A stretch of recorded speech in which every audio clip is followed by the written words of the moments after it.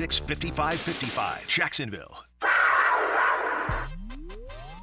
We would love to have Kelvin back. The sky's the limit. He's only going to get better because of the way he works. You know, when you love something as much as he loves football, you can't help but get better. Stepping up, fires it deep downfield. Once Calvin Ridley. Calvin's out there. Calvin's got it. 5-yard line into the end zone. Touchdown. Trevor Lawrence to Calvin Ridley for the score. Yeah, Josh will be a Jaguar. 3rd and 3. Young goes down again, and it's Josh Allen. Boy, they're starting to pin their ears back. 4th sack for this Jacksonville defense. You got to take a competitive football team and turn it into a champion. That's not easy, but that's our job. You only get so many windows in this league, and we feel like with the personnel that we have and we'll continue to add, you know, our window's now.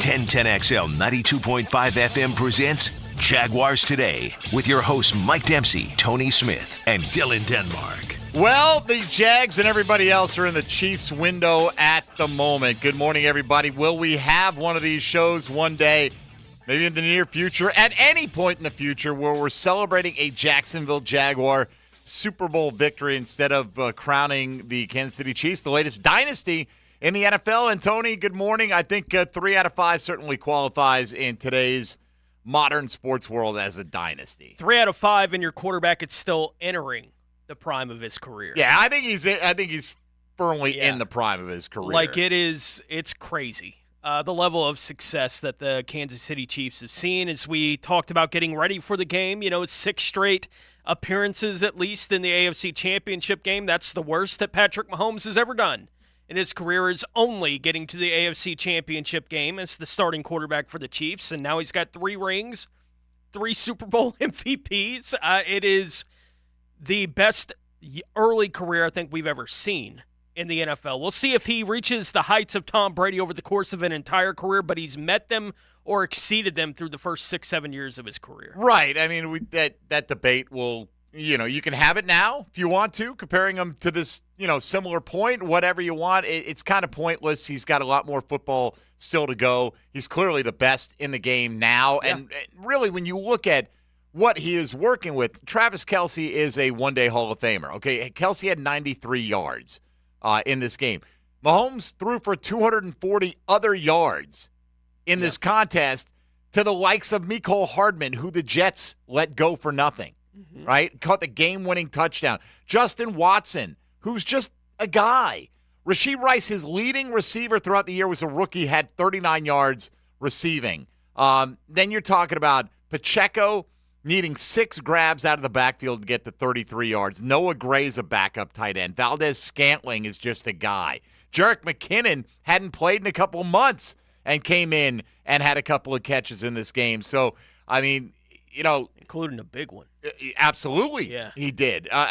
But Mahomes didn't go out there nearly with the weaponry that Brock Purdy had at his disposal. I heard Jeff talk about it this morning. I think a lot of people felt the same way.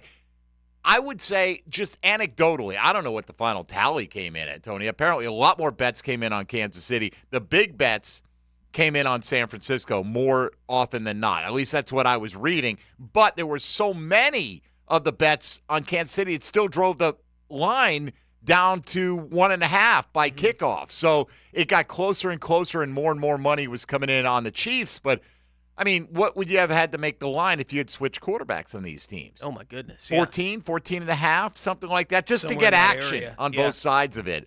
And honestly, I mean, I think most people think it would have been a 49er route had that been the case. I didn't think Brock Purdy played badly in this game by any stretch of the imagination. Mahomes was just better, and he was clutch when he had to be, and that's kind of part of it. You know, you watch this game, and you're like, was he ever at any point doing anything that spectacular? You know, some of those drives, you know, a lot of 3rd and short to mediums they had to convert. They got the 4th down. I mean, they had a 4th down. They had to convert in overtime to continue the game, and they made it easily. But that's the difference. So, you know, somebody hit us up last week as we were all picking Kansas City to win this game. And I would say if you look at, we put out a graphic on 1010XL's Twitter account yesterday, right? Like 5-6 hours before the game, whatever it was, sometime in the middle of the afternoon, with everyone's predictions. And out of, I don't know, roughly what would you say, like over 20 predictions, maybe 4 of them had San Francisco winning the game. Yeah. I think that's pretty reflective. But somebody hit us up on the text line and said, you're going to be eating crow on Monday. And we said, no, we're not going to be eating crow. We're telling you who we think is going to win a football game. Right. You know, here's the thing. We can't know. And, oh, by the way, if you pick San Fran, you're probably going, man, if that ball doesn't hit the guy on the foot, on the punt, they win the game. And that's true. Maybe they do, right? So I'm not going to sit here and tell you, oh, man, I'm brilliant for picking the Chiefs to win a close game. A lot of people pick the Chiefs to win a close game. It happened to go that way. Could have very easily gone the other way. So it's not like anybody – I mean, a lot of people ended up right off the actual score. But I never felt like I knew what was going to happen. No. You know what I mean? No, you had basically 3 quarters where both defenses dominated the game. Oh, the under looked so good. Right, like they just dominated the football game. And it never felt to me, watching the game before Kansas City took that first lead and then things opened up, basically, in the game. But I never felt like I was watching it going, man, these offenses stink. I was watching it going, these defenses are killing it out there right now. The coverage that Kansas City had all night, are you kidding me? Right. I mean, well, part of that to me, Tone, was that Purdy doesn't rifle it in there. No. Right there, he has they a got little a chance to recover. You do have a little bit more time, and so anything that's 20 plus yards downfield for him, as that ball's in the air, I'm thinking somebody's going to close on this football. Yeah. And they generally did, but they did you're right, they did a hell of a job in coverage in that game. Snead last night was as good as a corner I've seen play in a Super Bowl. I think in my McDuffie life. was outstanding too. I thought they both were really good. And look, if you're San Fran, you're going, man, you know, Debo is hurt. He's clearly not 100%. He's gutting it out. Kittle was in the locker room for an extended period of time. We lost Dre Greenlaw early in this game. Just, what a terrible way to go out. That You're was just terrible. Getting, bouncing on the sideline, waiting to go in, and then, boom, tear your Achilles, sprinting out on the field. Yeah. Just awful. So, Unreal. I mean, I get it. San Fran could probably feel like they're the better team. I think they are the better roster, except for one position. Mm-hmm. And that's the importance of that position. If you think that is some great Kansas City Chiefs team, they had a good defense. I don't know how many other quarterbacks are even getting them to the Super Bowl, quite frankly. So there's a big gap that the rest of the league has to close with Patrick Mahomes. Even if it's not statistical brilliance, Tony, it's you get him to the postseason.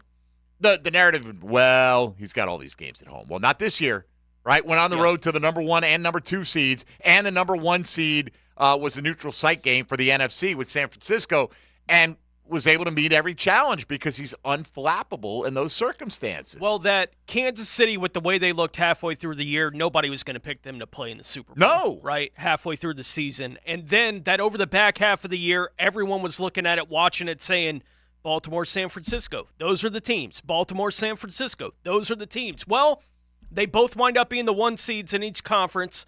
Kansas City beat them both. Right? They didn't just go win a Super Bowl. They went and beat the 2 teams that everyone said were going to supplant them this year. Right. There weren't a bunch of upsets on their path to Super Bowl glory at all. And I'm with you. I don't think there is another quarterback that would have won a Super Bowl with that roster this year. I don't. I think there are a lot of quarterbacks that wouldn't have made the playoffs with that roster this year. Would have been a competitive team, but not necessarily a playoff team. And look, they had some bad losses themselves. They did this year, and they may have got a little bored with it or fell into a funk or whatever the case may be. But all that doesn't matter. It's like when we talk about individual games and we're like, the Jags are 8-3, and there's some underlying things. Well, that's okay. If you keep overcoming those underlying things, it's one thing. If you look at Kansas City and you're having to play tomorrow or next week or the next month, there are issues that team has, but they've got the eraser in Patrick Mahomes that they're able to overcome it. And it wasn't just Mahomes yesterday, but it was a big part of Patrick Mahomes just having that perseverance, making some key throws. And that was the difference too, Tone, as you watched late, and I'm sure maybe you felt the same way. I would assume a lot of people did. When Mahomes let it go, and you're kind of a slave to what you see on the screen. You see him letting it go. You're not seeing what he's seeing. I just felt like every time the ball left his hands, it was going to be a good result. You know. And now, granted, he had that one where he kind of stepped up and threw that flutter ball over the middle that landed in between two defenders. So he was far from perfect on the night, but he was good enough when he had to be. That was that was the fumbled exchange. It looked like they were going to try to run a play, right, with Pacheco on that particular, and he had to pick it up, and it was like, what do I do? Like, they were lucky to even have anybody in a route anywhere at that point on the play. To not have grounding called. And so he just threw it there to the middle of the field. But, it's just floating around up there. Created an opportunity for the 49ers. Unfortunately for them, nobody's underneath it. If you're San Francisco, that is as frustrating, I think, as it gets, right? That you can walk away from a Super Bowl where you were taking on that guy, right, for the second time, if you're a 49ers fan here in the last several years, taking on that guy, and this time you lost in large part because a punt hit an up man's leg. Right. Look, you picked him off in Chiefs territory. Yeah. And then you couldn't do anything with it. Yep. Right? And you had to punt it away after a 3-and-out. And even then, on the next drive, Andy Reid inexplicably doesn't review Isaiah Pacheco looking like he had a first down, calls a timeout, and still doesn't throw the challenge flag. You might as well throw the challenge flag. I guess, you can make the argument, right, I'm going to hang on to my challenge. I don't think we're going to win it. We need a timeout here anyway. But I thought there were a couple of those calls. One where I thought Kelsey was really close to getting a first down. Another one where Pacheco was really close to getting a first down that I thought worked in San Francisco's favor. Mm-hmm. So, for all the conspiracy, look, those people are going to go nuts anyway. They're already going nuts out there. It's all now they've turned their attention now to roid rage with Travis Kelsey. That's what's trending because what can they do? They win. Taylor wins Grammys. Travis wins Super Bowl rings, and there's a lot of crying in Mudville. My wife goes to me. We watch the game together, and I stay off social media during the game because, at any given point, I don't want to miss the commercials. I want to see. I thought the Michael Cera commercial was really good with the CeraVe was pretty good. I thought there were a few good ones. Nothing, all-time great necessarily. I thought the Affleck Damon. The Affleck one was good as well. He goes, Duncan, he goes, what do you say? How you like them donuts? I gotta say it, don't I? I just have to say it.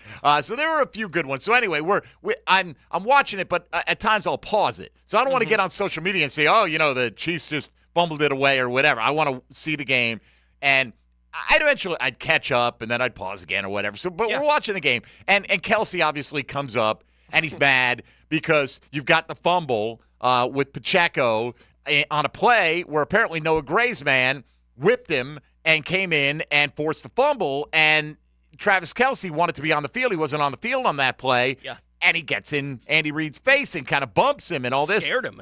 He did, absolutely. Yeah. But my wife goes, will he bench him for that?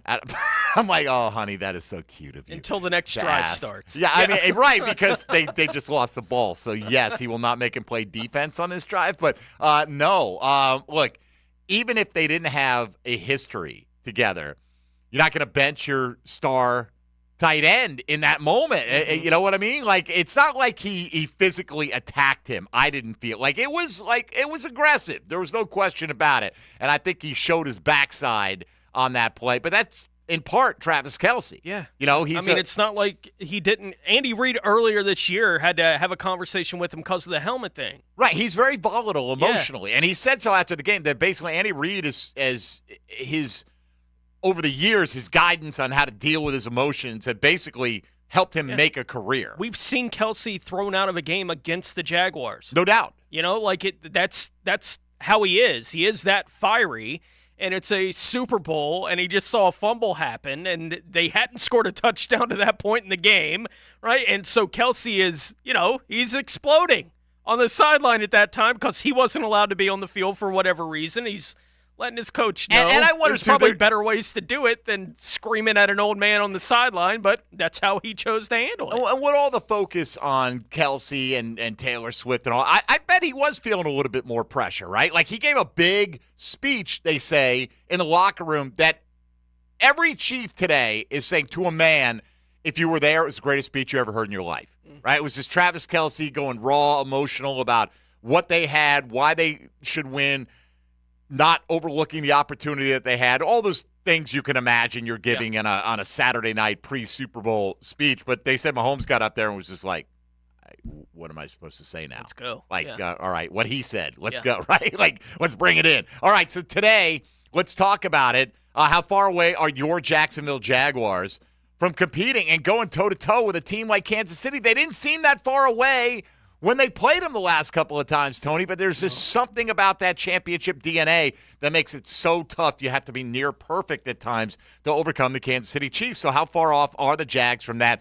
Should Kyle Shanahan have deferred in overtime? That's a big talking point today as well, with the postseason overtime rules being different. We'll get into that one as well. And Shanahan now, this is the third Super Bowl that he's been a part of in which his team has blown a double-digit lead. And, is it all on him? No, but is some of it on him?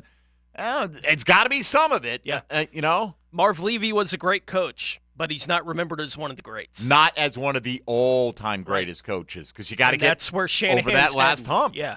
At the moment. Yeah. And look, he's got more opportunities. He's going to have a very good team coming back next year, but might very well be staring down the barrel at Patrick Mahomes, Travis Kelce, and that crew once again. Mike Dempsey, Tony Smith here with you. Good morning, Pockets. How are you? Good morning. Where did you watch the game? Were you at the I house? was at the crib, yeah. Yeah? Man, note to self, do not eat 5 garlic knots before a game or you'll pass out for like an hour. Oh, no? Did Yeah. you missed an hour worth of the game? No, I or? fell asleep at 5:30.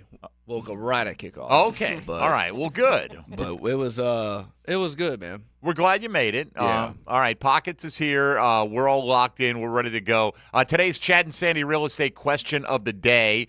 By the way, it's a simple one. Which two teams do you predict will meet in Super Bowl 59 a year from now in New Orleans, Louisiana? Will it be your Jacksonville Jaguars? Will they run it back with the Chiefs and the 49ers or what have you? You tell us who you think the upcoming teams will be for the 2024 season that'll meet next year in Super Bowl 59. 641-1010 is the phone number for the phone lines, the All-Pro Roofing phone lines, or the text line designed by Lifetime Enclosures. Hit us up on social media at MD_1010XL, at 1010XL Fat Tony, and at 1010XL Denmark. And Let's go racing, boys! Ooh, that's new. We're going racing now, huh? Yeah, it's that time. A little boogity.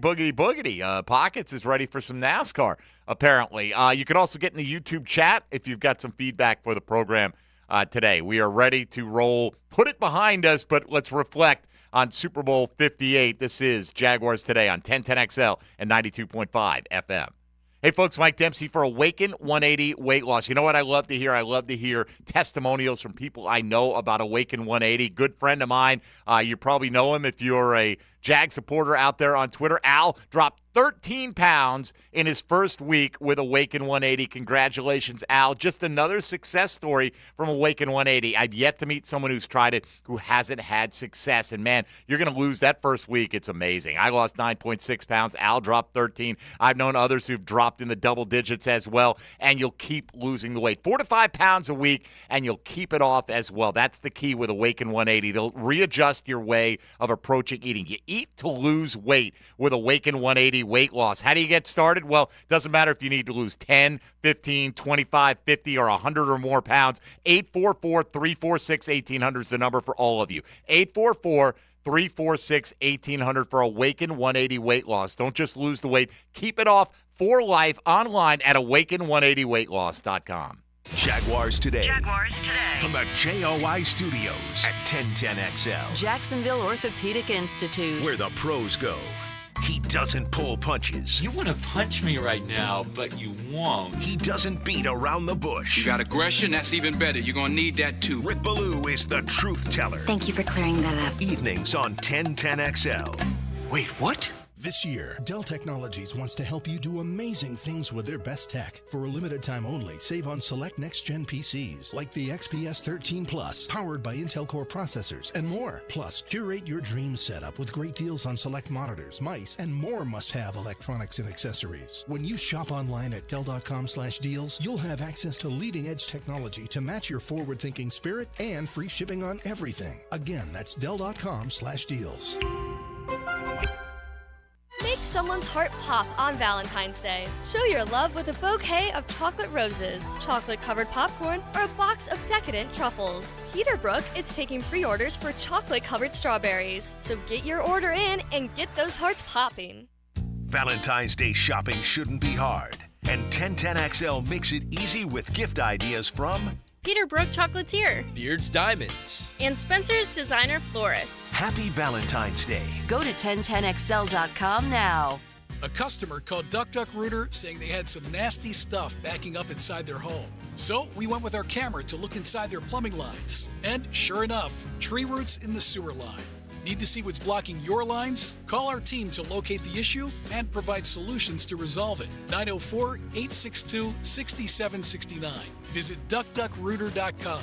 Proud partner of the Jacksonville Jags. DuckDuckRooter, your fully insured and certified plumbing contractor, residential and commercial. More than 60 #1 hits. The king of country music. Código 1530 Tequila presents George Strait. One night only, Saturday, May 11th at Everbank Stadium. George Strait. With 8-time Grammy winner Chris Stapleton. A night filled with mega hits. And special guest, Little Big Town. Saturday, May 11th at Everbank Stadium. Tickets on sale now at Ticketmaster.com. George Strait with Chris Stapleton and Little Big Town together live. Brought to you by Messina Touring Group. Rick Ballou for Carlson Dental. You know, I've been telling you this for quite some time because it's true. I hate going to the dentist, or at least I used to hate going to the dentist. I had total anxiety, and then I tried sedation. Light sedation for cleaning and deep sedation as well for cavities and root canals. Folks, it's an incredible experience. So don't be nervous. Don't be scared. Go to CarlsonDentalGroup.com. That's CarlsonDentalGroup.com for all of your dental needs. The First Coast Games is an annual corporate challenge to introduce fun activities into the workplace and focus on your employees' health and wellness goals, with some friendly competition, of course. Registration is now open through the First Coast YMCA for both recreational and challenge divisions, including pickleball, cornhole, volleyball, flag football, and other team sports. The games will begin in March. Register your company and teams at fcymca.org. Hey folks, Mike Dempsey here for Pella Windows and Doors. Look, it's kind of cooling down right now. I love opening my windows up this time of year. If you're looking to upgrade your windows in your home, I want you to visit the Pella showroom on Phillips Highway. Ask about their latest hurricane and impact-resistant windows and doors, rated #1 by Consumer Reports in all 3 main window categories. You want quality, style, and protection? Visit PellaJacks.com and the showroom on Phillips Highway just north of Bay Meadows. That's Pella Windows and Doors, online at PellaJacks.com. Have you been dreaming of enhancing your living space with top-quality custom windows and doors? Now is the perfect time to make that dream a reality with Renewal by Andersen. Right now, buy 4 windows or patio doors and get the 5th free. Plus, no money down, no payments, and no interest for 18 months. This offer expires February 29th and restrictions apply. Renewal by Andersen, proud to be the official window and door replacement partner of the Jacksonville Jaguars. Visit rbafla.com. License number CGC 1527613. 1010XL is presented by Farah & Farah, exclusive injury law firm of the Jacksonville Jaguars. Protecting you and your family. Call 396-5555. Jacksonville. Now, more Jaguars Today on 1010XL. I thought Usher did a pretty good job at halftime. I don't really know Usher's whole catalog. I know this, but there's not a whole lot that I know from him. But I thought it was fairly entertaining, Tone. I can't recall anybody coming out. Maybe I can't. I mean, I didn't do any research on it. I didn't see if anything was written about it yesterday. I don't remember anyone singing a song on roller skates before. Honestly, I thought that was just the choreography of having to choreograph a little routine on roller skates. Yeah. I thought was as risky as anything they did at halftime. halftime yesterday. Yeah, my thought when it got announced that Usher was going to be doing the halftime was wherever Little John is, did he just high-five everyone in the room? I'm going to be on the Super Bowl halftime. Yes. Like before he even got the call from Usher, I'm going to be on the halftime show. Oh, yeah. Like he had the whole crew, Ludacris and the there's whole. no doubt that a couple of those guys are going to be showing up for that particular song. They're very makes sense. Popular prop bets. Alicia Keys is a popular prop bet because of her collaboration. And on. Anyway, I thought it was fine. You know, I wouldn't put it in one of my all-time favorites, but it wasn't one I was like, you know, like I love The Who, but The Who at halftime was bad. They were bad. It's surprising because a couple of years later we got to see them live. They were fantastic. Amazing. You're right. I saw them a couple of times after that, and they were really good. So I don't know. Maybe it's something about that moment. It's you got basically 13 to 15 minutes or whatever the case. I thought it took forever to set up the halftime show this year, right? Like they came back, and I'm like, did something happen? Like, are we skipping this? How long are they going to go giving us first half recap and stats and all that stuff? And, you know, something like Usher is more of a show. No doubt. You know, than The Who is, especially at this point. And part of The Who Live was always they're the loudest band in the world. Yeah. Right? Like, that's what they are. It's that aggressiveness with the sound has always been part of The Who that's harder to reproduce at the Super Bowl than it is in an arena going around the country is what I guess was the disconnect there. But I'm with you. It was a little disappointing because I love The Who. That year was. Yeah, yesterday was fine, I thought. All right, 25-22, Chiefs beat the Niners. Any angle you want to get into from this Super Bowl, looking ahead at what the Jags need to do to close the gap with Kansas City, your predictions for next year's Super Bowl. It's all fair game today at 641-1010. We'll start with Dean on the South Side first up on Jaguars Today. Good morning, Dean. Hey, good morning. I'd like to talk to you about procurement of talent by the Jags. I mean, the NFL Honors Program showed that Houston took the offensive and defensive player of the year in the draft. The Jags just seem to struggle with procuring players and decide who they're going to keep around. I mean, Kansas City made a decision to get rid of that receiver and went to Miami, to manage the salary cap. So it just seems to me the Jags need to quit talking about, or whoever's talking about, who's qualified for the playoffs in the middle of October, which doesn't matter, or the power rankings, which otherwise don't have standing in the NFL, though, and focus on carrying talent and keeping the talent. All right, thank you, Dean. I don't think the Jags were focusing on 8-3. It's not like the Jags hold a press conference going, hey, we're 8-3. Look at the standings. We all talk about it, right? It's not like the Jags are like, hey, let's focus on this. Don't focus on this. They're just going about their business. And when they're 8-3, should we not reflect on the fact that they're 8-3? I think we've already discussed that they thought they were okay at 8-3, and it turns out they weren't. Sure, but I don't think they're holding press conferences going, look at us, pat us on the back. No, but I think from the perspective of did they think they had something accomplished that they didn't have accomplished, I think that's fair, and I think that's more to what the caller was trying to say. Right there is, it felt like a team that thought they had grasped something halfway through this year. They hadn't. They certainly went through an offseason last year like, we'll just bring the guys back and we'll be what we were. Right?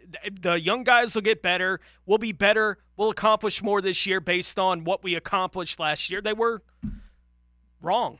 Sure, but when you say, like, Kansas City let Tyreek Hill go for the salary cap, Jags make those kind of decisions every year. I mean, every team makes these kind of decisions. It's not like the Chiefs are the only ones magically having to deal with the salary cap and they're letting guys go. Look, they happen to have Patrick Mahomes. Give them credit for drafting that guy. Yeah. Right? Because most teams couldn't get rid of Tyreek Hill and win the next 2 Super Bowls because you wouldn't be able to overcome that. And they were able to. So give them credit. Look, Kansas City's a better run organization. There's no question about it.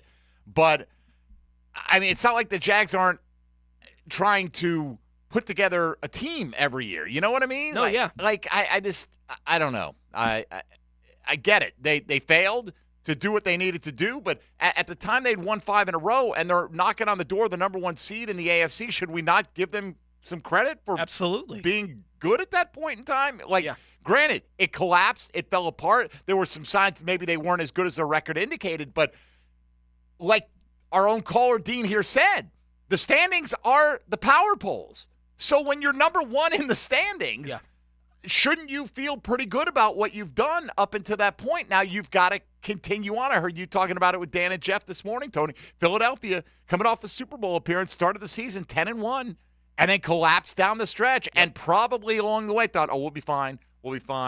we can fix this, and they didn't. Ultimately, guess what? Only one team fixed it, Kansas City. The rest of them, Baltimore.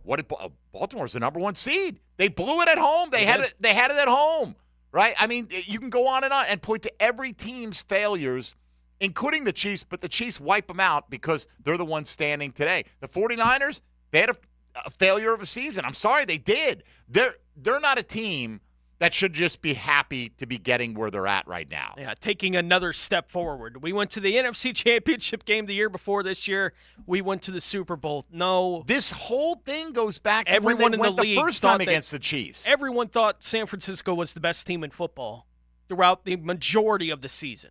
Right? They lost 3 in a row at one point in the year, but they had injuries at that point as well. And once they got those guys back on the field, it was like, oh, they're back. Right? Like that was the feeling with San Francisco all year long. It's a massive disappointment that once again they came up short. Let me see what just curious what Garoppolo did in that Super Bowl, because that was the point where they decided that they were good, but they weren't good enough to get to where they needed to go, right? And then so they put all their chips in on Trey Lance. That obviously didn't work out. They kind of lucked into Brock Purdy. Right? I'm sorry, you don't. Mm-hmm. If you knew Brock Purdy was going to be anywhere near that good, you're not waiting until the final pick of the draft to take him. They got lucky on Brock Purdy, and good for them. Your system perfectly. Right. It was worth taking a shot on. Garoppolo threw for 219 and a touchdown. He did have 2 picks in that Super Bowl, unlike Purdy. But he's the guy. I mean, that was the circumstance. They felt like they had the team to win it all. They didn't have the quarterback that could take that collection of talent and put them on a higher level. I think Brock Purdy is better than Jimmy Garoppolo, but they're in a similar circumstance where they've got a roster that outside of the quarterback position is as good, if not better, than any in the National Football League right now if you go man for man. But you, like everybody else, have to deal with Patrick Mahomes. I mean, let's not forget, they're down 24-7 in the first half to Detroit just 2 weeks ago. Yeah. Right? It could have been now, give them credit. They came back and won, and that's what you remember, right? Who ultimately wins? You don't give credit to Detroit for having a big first-half lead. They blew it and didn't get the job done. The only team that gets all the credit today is the Kansas City Chiefs. You know, that's just the way it is. So and every season works. Yeah. I don't disagree that the Jags need to do a better job in player procurement. But you can say that about every team in the NFL until they get over the Chiefs hump, period. Yeah. That's just the way it is. Until you've got enough to knock off Kansas City. And Andy Reid, Travis Kelce, both saying they're coming back, which, by the way, they were saying that leading into the game. I think the funniest stuff was the conspiracy theories about how Kansas City's going to win, then Kelce's going to propose to Taylor Swift on the field, right? And then, I don't know, then the world will open up and swallow the stadium or something like that. It's going to happen at that point. But, like, imagine if you really thought that was going to happen. Well, you had to factor in the possibility that they lose the game, right? So unless you really think that it's fixed. And if you watch that game yesterday and you look at all – I mean, because, the punter – angled one off the guy's ankle, right? Purposely. I mean, it's so ludicrous to think that Christian McCaffrey and Fred Warner and Nick Bosa aren't just giving it all and leaving their guts out on the field yesterday. Now, I was, especially when, there were prop bets on how many times Taylor Swift would be shown,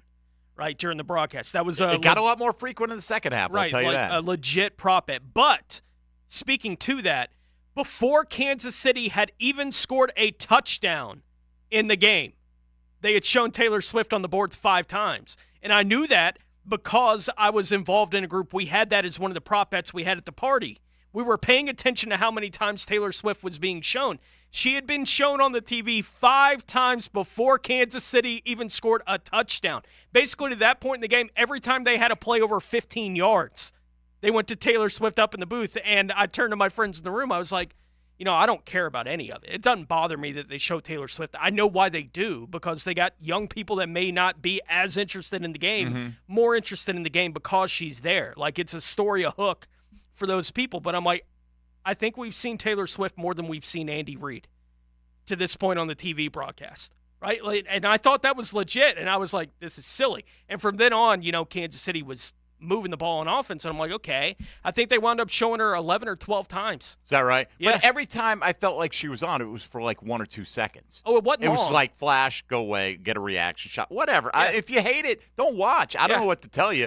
I have said, a it feeling. doesn't bother me, but I was laughing. I was like, No, I don't mean legit you. think I've seen Taylor Swift more than I've seen Andy Reid. And the sum total of all that time was probably less than 30 seconds. It's not much. I mean, I haven't No. seen what the tally is today, but by the way, I don't know if you had any Taylor Swift predictions in your Jag Bag predictions. We have not put the final entries to the vote, and we'll announce the winner of the Jag Bag tomorrow on that one. So we haven't forgotten about you. Let's come back and talk about Kyle Shanahan's decision.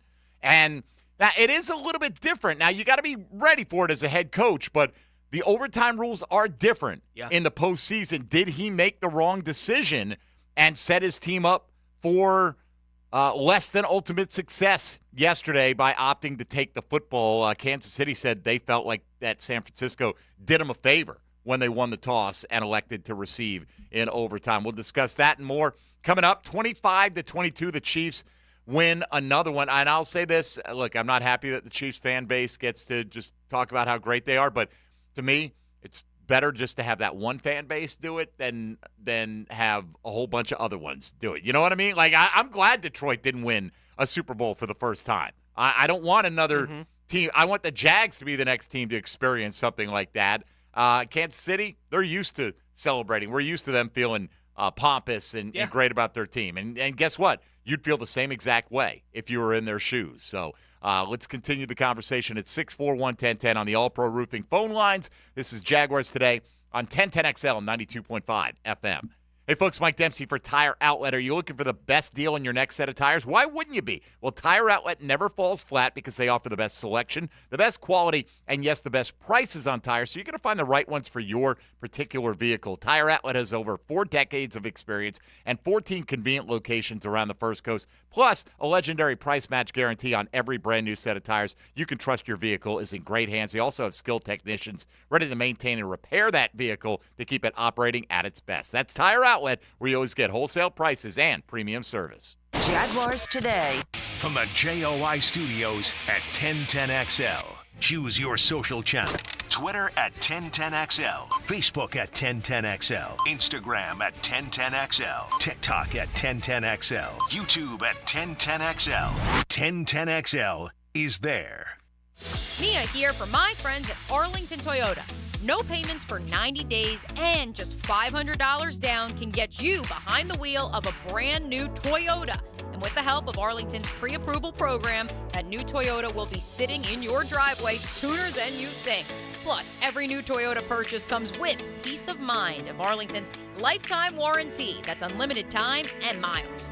Shop in person, 10939 Atlantic Boulevard, and online anytime at arlingtontoyota.com.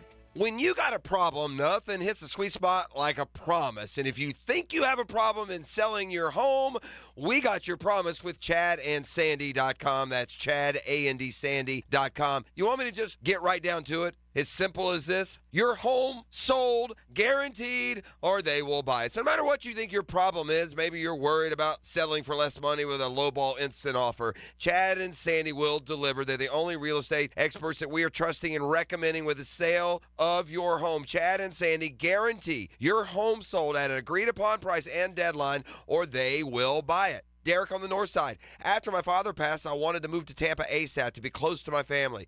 Unfortunately, my plan hit a snag when my home failed to sell with another agent in over 151 days on the market. I hired Chad and Sandy. They sold it for full asking price in less than 30 days. If they don't, they'll buy it. Call Chad and Sandy today at 904-414-6200 or go to ChadandSandy.com. Score big with your sweetheart with specials at Southern Steer Butcher. Valentine's Day special listed on our website. Pre-order now for Valentine's Day. SouthernSteerButcher.com.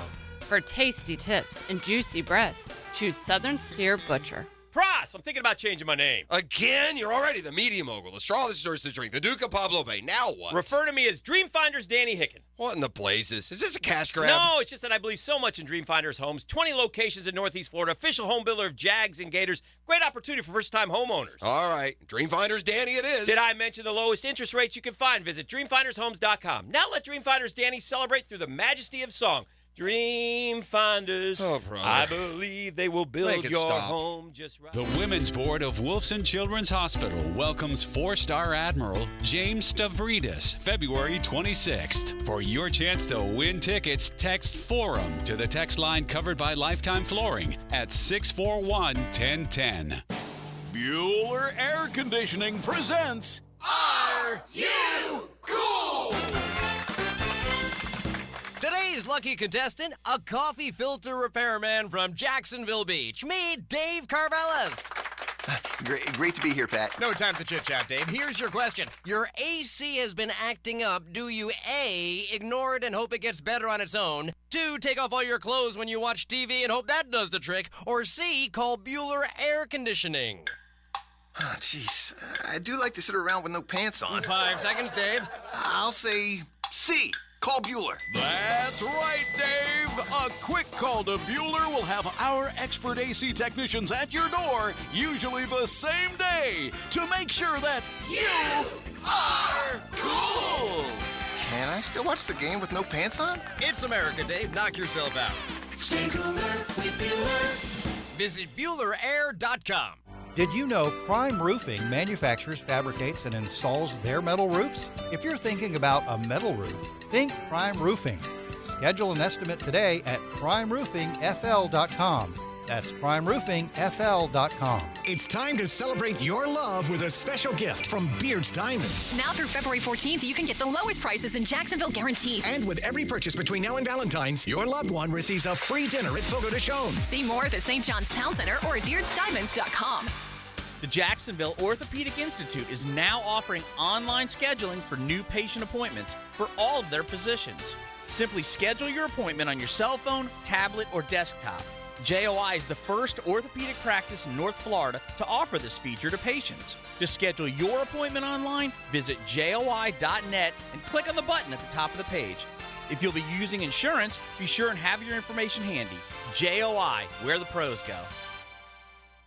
Hey, I'm Tony from Tony D's Pizza. People ask me all day long, is it the water that makes the difference? Well, yes and no. Even water can't make a good pizza. It's the ingredients, too. The best tomatoes, the best flour, and the best cheese. Oh, and a lot of love. Tony D's New York Pizza, Bay Meadows and 295. 1010XL is presented by Farrah & Farrah, exclusive injury law firm of the Jacksonville Jaguars. Protecting you and your family. Call 396-5555. Jacksonville. Jaguars Today on 1010XL. On the text line designed by Lifetime Enclosures, I heard the pick the Niners used to draft Purdy was the pick the Jags traded them to get C.J. Beathard. Well, they didn't trade for C.J. Beathard. They signed him as a free agent, but they did give him a contract that was just big enough to get San Francisco a compensatory pick at the end of the 7th round, which turned into Brock Purdy. So, yes, in that sense, they did get that pick because the Jags signed Beathard, but they didn't trade that pick to San Francisco. It never belonged to the Jags. And it doesn't mean the Jags were ever going to be in that position, in the draft. Right. That wasn't their pick. Right. That they gave didn't them. forego the opportunity to make another 7th-round pick with the last pick in the entire NFL draft, and it turned into Brock Purdy. That's not exactly how that worked out. But the money they spent on Beathard allowed San Francisco to get an extra draft pick, and they used it on Purdy. Sure. That is true. Yes. Look, if the Jags or anybody else wanted Purdy, they had nearly 7 full rounds to get him, right? Yeah. So they all had chances to get Beathard, too. Sure. Yeah. Right. I mean, it is what it is. Yeah. Right? It's like there's a connection there, but it's not like you said, Tony. It's not like the Jags, it was their 7th-round pick. They traded it for Beathard, and even if it was doesn't mean they would have taken Brock Purdy and you can say, well, that's the Jags should have scouted better. Well, maybe the 49ers should have scouted better when they traded 3 firsts and a 3rd or whatever it was to get Trey Lance. Yeah. Right? I mean, they whiffed in an historically bad way on the Trey Lance deal, and they got lucky that they fell into Purdy. I mean, that's quite frankly what happened. I mean, you could say it's good that they identified it, but there's still an element of luck that he was available to you that late in the draft. It's kind of like when Washington took RG3. They're a little lucky that they took Kirk Cousins, even though they valued him. I give him more credit because they took him in the 4th round in the same draft, right? Like there was actually something of significance that they laid out there for him rather than the final pick, which was a compensatory selection. But either way, Brock Purdy, if Trey Lance had been the guy that they thought they were trading up to get, would never have seen the field at this point in the National Football League. And you wonder, are there other guys out there? We saw Jake Browning do it this year, play very well, right? There are probably some backups out there. I mean, Joe Flacco was retired and came in off the couch and won Comeback Player of the Year award. So who's to say what a particular backup quarterback can do just because you haven't seen him? But, it's much easier when you hit on that superstar. Now, it's great when you got Purdy's rookie deal and you can surround him with all that talent. Yeah. And that's going to be fascinating after next year, depending on if he plays. Again, if he's another 30-touchdown season, Tony, he'll be eligible for an extension. And then what kind of money does he get, and what does that do to impact San Francisco's ability to put talent around him? Absolutely. That's the challenge. Mahomes had the biggest cap hit, I believe, in the National Football League this year. It can work. You can manage it. They went out and spent $20 million on Jawan Taylor in free agency a year, and they still got it done. All right, so overtime rolls around yesterday. And unlike the regular season, where in the regular season, if you score a touchdown on the opening drive, you win the game, there were members of the 49ers who thought that was the case. Eric Armstead said he read the rules on the Jumbotron yesterday, and that's how he learned what the overtime rules were. Juszczyk thought if we score a touchdown on this drive, he said this after the game, we're going to win. We're the Super Bowl champs. That's not the case in overtime. No. Kansas City said they were well aware of this. Now, is this the biggest thing in the world? No. Because really all in that circumstance you have to do is have your coach tell you, if we win the toss, this is what we want to do. And you go out there and you just repeat that back. And he's the one who has to have thought through these permutations. But obviously the way it works in the postseason is no matter what you do on that opening drive, the next team gets a drive. And that stems back. And you're playing in a dome, so direction doesn't really matter. Correct. It goes back to the Buffalo-Kansas City game a few years back where we didn't get this opportunity, and we thought we were going to get a historic finish, and we got a pretty historic finish yesterday, so it kind of worked the way they wanted to. But look, I get what Shanahan says. I hear people saying today, like, it's crazy. It makes no sense. There's no guaranteed third possession. I know what he's saying, though. Like, I've got a chance to score up to 8 points on my opening possession. Maybe I'll get 3. Maybe I won't score. But I also have a chance to stop you. And if we're equal to each other after those possessions, then it does become sudden death, and I'll have the ball first. Sure. Right? In that circumstance. It's not a crazy way of thinking, but I do think it's trumped by when you are the team to get it second. The team that gets it first is never going for 2, Tone, unless you jump off sides on the extra point or something like that, right? And they move it to the 1-yard line, then maybe they go for 2. But even then you can match them. And the advantage is it's 4-down territory everywhere on the field. Like if San Fran had gotten a 4th and short on their own 30-yard line, would they go for it on that drive, or would they punt it away and play defense? Maybe they go for it, maybe they don't. Yeah. But when Kansas City's down by 3 now, well, it's a 4-down territory everywhere you go. And they said they felt like San Fran did them a favor. I think if we see this happen again, I think – and by the way, they said they would have chosen a kick. And there is actually an advantage to choosing to defer, although the other team, in deferring, when you do that, you almost have to take the ball if someone defers to you. Because if they defer to you and you choose to kick, well, they get to choose the ball the next time there's one of these circumstances. And the only way that would occur, you saw the running clock that they had. Usually it's 10 minutes in overtime. Yeah. They just put 15. It's just all they're doing is playing a half. And if that clock runs out, it goes on to the second quarter of overtime. As the officials said when they were out there at midfield, we're starting a new game. Correct. A brand new game. From a clock perspective, we're starting a new game. I don't think all the players understand. When you can say that, and I think it goes right over their heads, unless they know exactly what you're talking about. Because if then Kansas City does, let's say they hold them to a field goal and they kick a field goal, and the next quarter goes scoreless, well, then you start over with a new kickoff.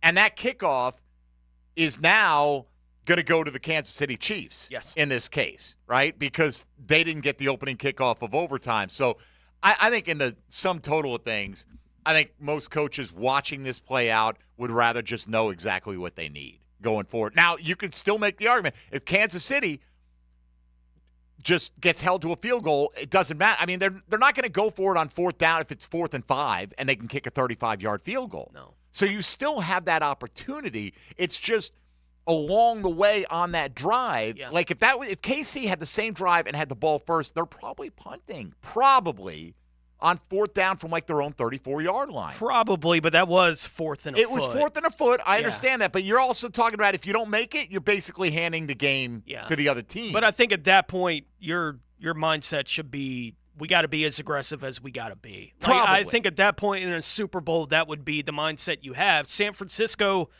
could have forced Kansas City to have to score a touchdown if they had not had an extra point blocked.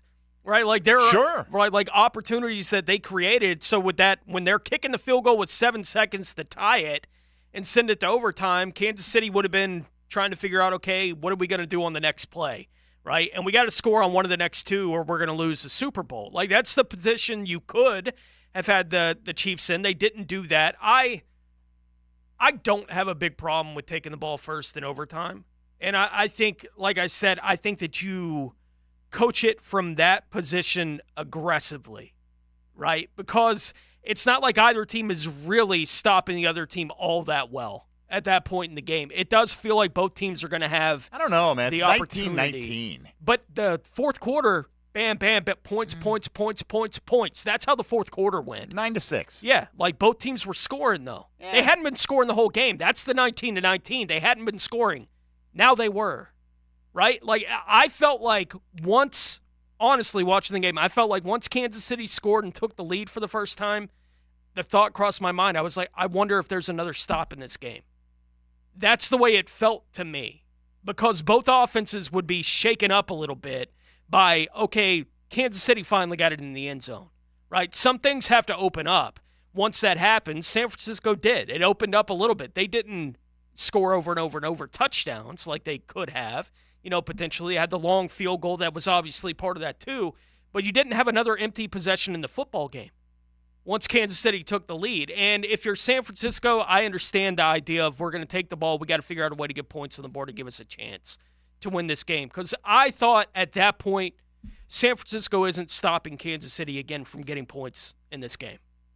It's not going to happen. They're going to get at least a field goal on every possession they have. See, I didn't necessarily feel that way, and I felt like the bigger shock was it was our own mistake that set them. Like, we'd been stopping this team, and it was, 10-6 at that point, right? I think it was it 10-6, right? Yeah, and then Kansas City gets the muff and goes in and punches it in. 13-10?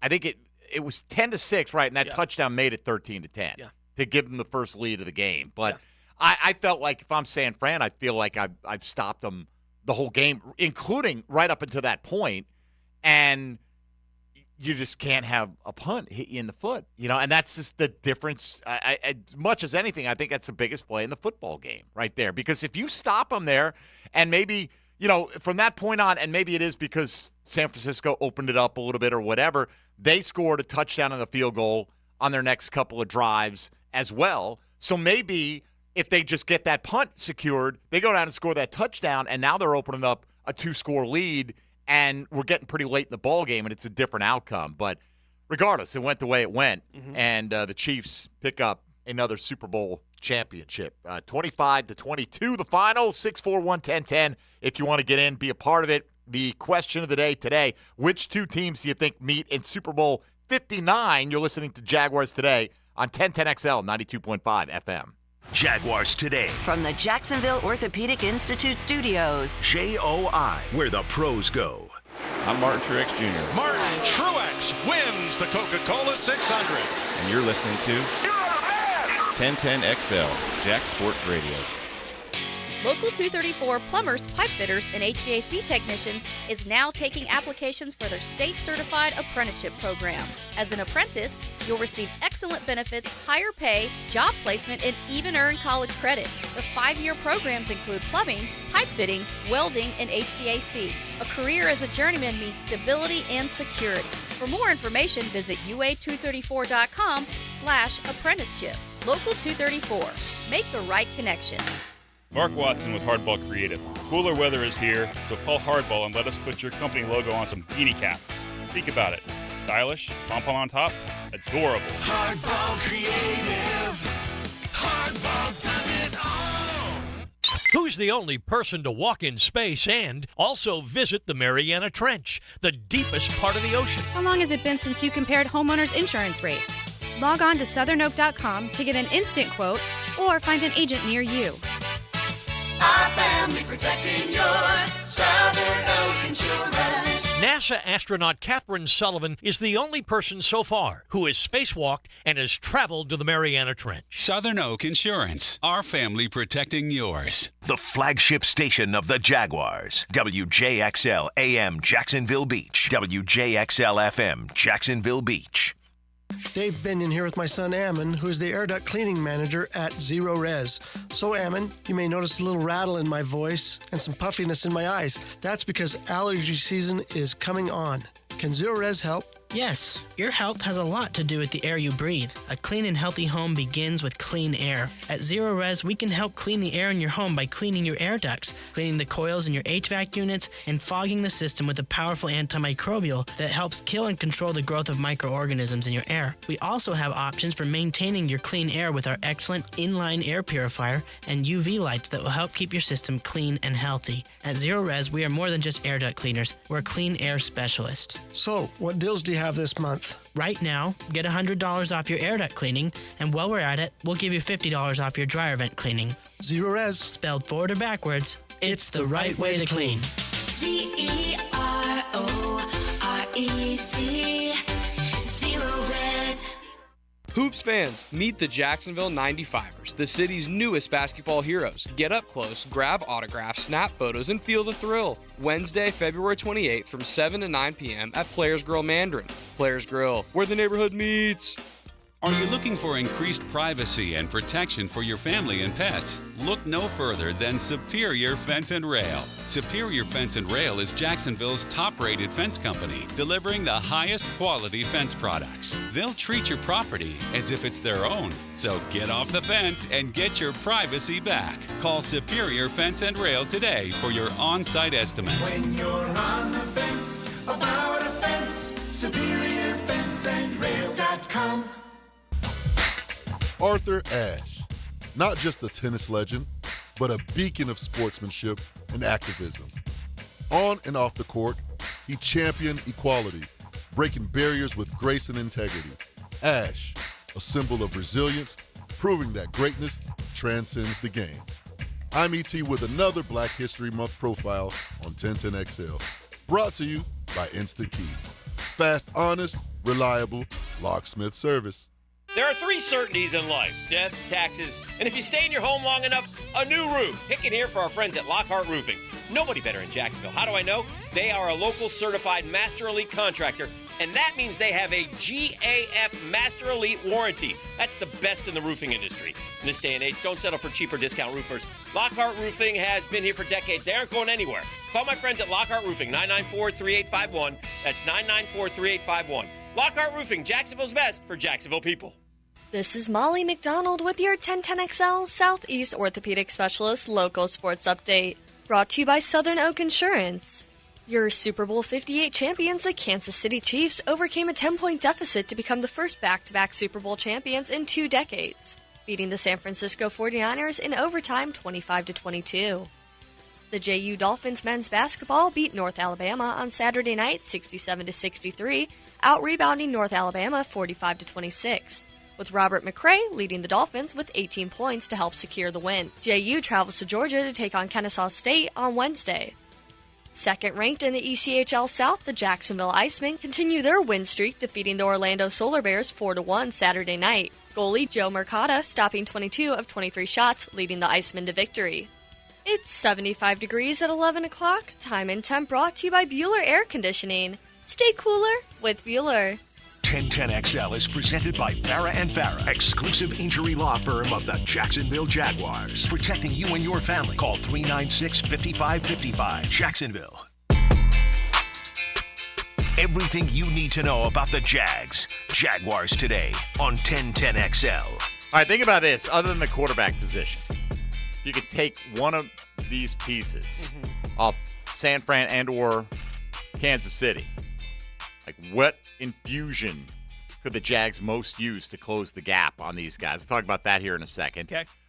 From Bush Drive Rich on the text line designed by Lifetime Enclosures, Usher's show that he had on the Vegas Strip, half the show he's on roller skates. Okay, I take your word for it. All right. He did a really good job doing it. He's had one of those, what they call those Vegas residencies. I don't know what you make for that. I think it's pretty lucrative, right? You perform like 200 and something nights a year, do the same show in the same spot over and over. Elvis's manager did well doing it. Yeah, but like a lot, like Adele's, like tons of people, huge names in entertainment do it. And you don't have to go on the road. They come to you. Yes, they do. Which is nice. This one, in terms of what San Fran could have done on the text line, Shanahan blew it by not running McCaffrey on the first play after the 2-minute warning. If he had run the ball and then kicked the field goal, there would have been less than a minute and a half left, and it would have made it that much tougher on the Chiefs. But what would happen is, let's say it was a 3rd and 5 coming out of the 2-minute warning. They threw incomplete. You and I both agree that throwing it there is the right call because you're not trying to. The first down gives you the opportunity to win the game on a field goal, potentially. Yes, to run the clock down to where there's almost nothing left and kick the field goal. So potentially, but you got to get one more first down, maybe two. Now McCaffrey might run for a first down as well, but if they run McCaffrey, they're going to call. They have 2 timeouts. Kansas City does at that point. They only ended up using one of them the rest of the way. They ended with one in their pocket. So, I mean, let's say they ran it for 2 yards. Okay, KC calls a timeout. So now instead of having 2 timeouts, they have 1, but they have the same amount of time left, and they ended up not using both of those timeouts. Yeah. And as you were saying, Tone, if there was 30 seconds left time, they call plays differently too. They do. Right? I mean, they actually were probably in their mind like, all right, let's score, but let's not. Yeah. You know. Well, and you got to take the 30 seconds out. They may have kicked the field goal earlier than they wound up kicking it, but I think even with that 30 seconds off the clock, Kansas City's likely in a position to try a game-winning field goal or a game-tying field goal. Game-tying field goal, right? Yeah. Like they're not throwing into the end zone once to Kelsey. Right, I think that opportunity may have been taken away from them, but I don't know how much else short of them having the opportunity to tie the game there. The best opportunity for San Francisco to win the game was find a way to get a first down on that 3rd down, and then you can manipulate the clock a little bit. That's when you can manipulate the clock, is the first down after the 2-minute warning, not the 3rd down after the 2-minute warning. You got to call your best play to get 5 yards there, or whatever that happens to be. And it didn't work, and Casey, I'm sure, felt more comfortable with 2 timeouts in their pocket. And absolutely. You know, as somebody who was picked KC, therefore I'm rooting for my pick to be right. I was glad that it went that way. But, you know, at the same time, I really don't think this outcome would be any different. At least not provably different. They did end with a timeout in their pocket in regulation. So they did. You know, if nothing else changes, they call the timeout on that play, and everything else transpires the same way. So they have no timeouts left when the game regulation ends. And it says about me whatever it says about me. But me, as a football fan, what I wanted to see when Kansas City had the opportunity late in regulation and when they had the opportunity again in overtime, I wanted Mahomes to throw a touchdown to Kelsey because I wanted to see a Super Bowl end on what might wind up being the greatest quarterback of all time, throwing a touchdown pass to the greatest tight end of all time to win a Super Bowl. As a fan of the game, to see that kind of history, I thought would have been cool. That's what I was rooting for. Did you not read the script, though? But I did not, and it's not quite the way it worked out. Good for me, Cole Hardman. I mean, clearly the script was, let's get the guy that was not good enough to stay on the Jets this year. Wasn't good enough to be one of Zach Wilson's targets, but he could win the Super Bowl in overtime. Now, granted, he's catching it. That's the thing. Mecole Hardman goes to show you, right?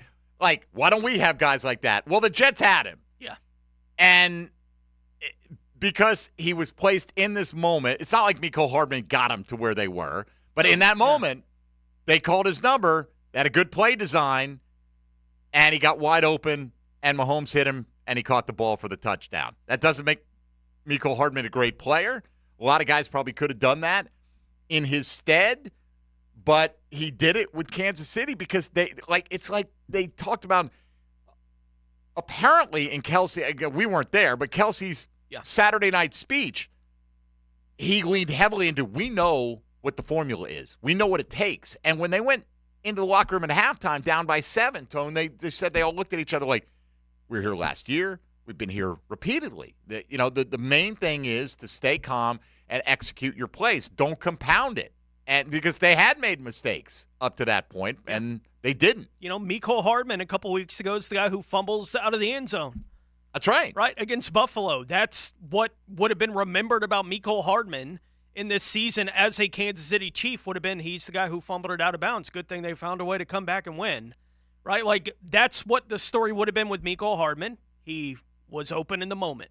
Right? Sure. And didn't drop it that time. And somebody said on the text line here, San Francisco missing the extra point, thought that was a big deal as well. It's a huge deal. It's a tremendous deal. Maybe the difference in the game. I would like to claim that if San Fran had made that extra point, and because Kansas City didn't have to kick the conversion, I had the exact score right, right? It's not my fault that Jake Moody can't kick an extra point. Of course, if Jake Moody makes that extra point, everything that follows goes differently. That right? We're not looking at a 19-19 game going to overtime. They're not settling for the field goal opportunity.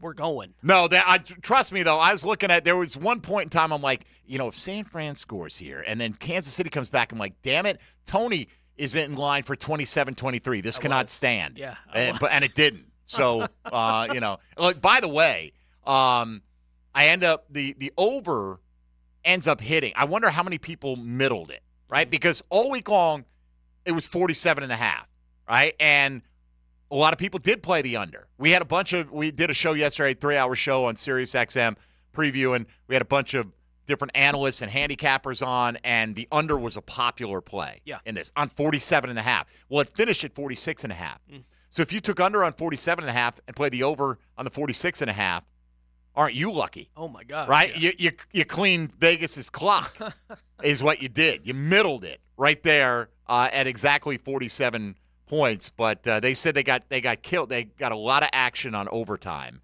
and that was 11-1 against. And that and then anytime McCaffrey touchdown was paying like, I want to say like plus 350. It was like 3.5, 4-1, something like that, which seemed like a very reasonable bet. Yeah. But then again, there weren't that many touchdowns in the game. No. Right? So, you're looking at Juwan Jennings, you're looking at Mecole Hardman, you're looking at MVS. So a lot of people putting action on Pacheco and Kelsey and all these guys, or Mahomes to run one in, or whatever the case may be, leaving disappointed. All right, that is what went down in Vegas yesterday, and I'm sure that's in part the focus of our look around the National Football League. Now, Gems Around the NFL. Brought to you by Beach's Jewelry and Pawn in Jax Beach. Kansas City became just the 7th franchise to win 4 Super Bowls in their overtime win over San Francisco last night, Super Bowl 58. Patrick Mahomes won his 3rd Super Bowl in his first 7 seasons, also took home his 3rd Super Bowl MVP award, making him just the 3rd player, along with Tom Brady and Joe Montana, to accomplish that feat. Tom Brady has 5 for the record. San Francisco linebacker Drake Greenlaw is believed to have suffered a torn Achilles while running onto the field defensively following a punt in the second quarter last night. Philadelphia edge rusher Hassan Reddick has received permission to pursue a trade, according to a report by Ian Rappaport. Reddick is entering the final year of his current deal with the Eagles. He's tallied 27 sacks in his 2 seasons there in Philadelphia, while making the Pro Bowl in both years. And Tom Pelissero reported over the weekend that Las Vegas wide receiver Davante Adams will not face any league discipline for shoving a photographer following a game in 2022.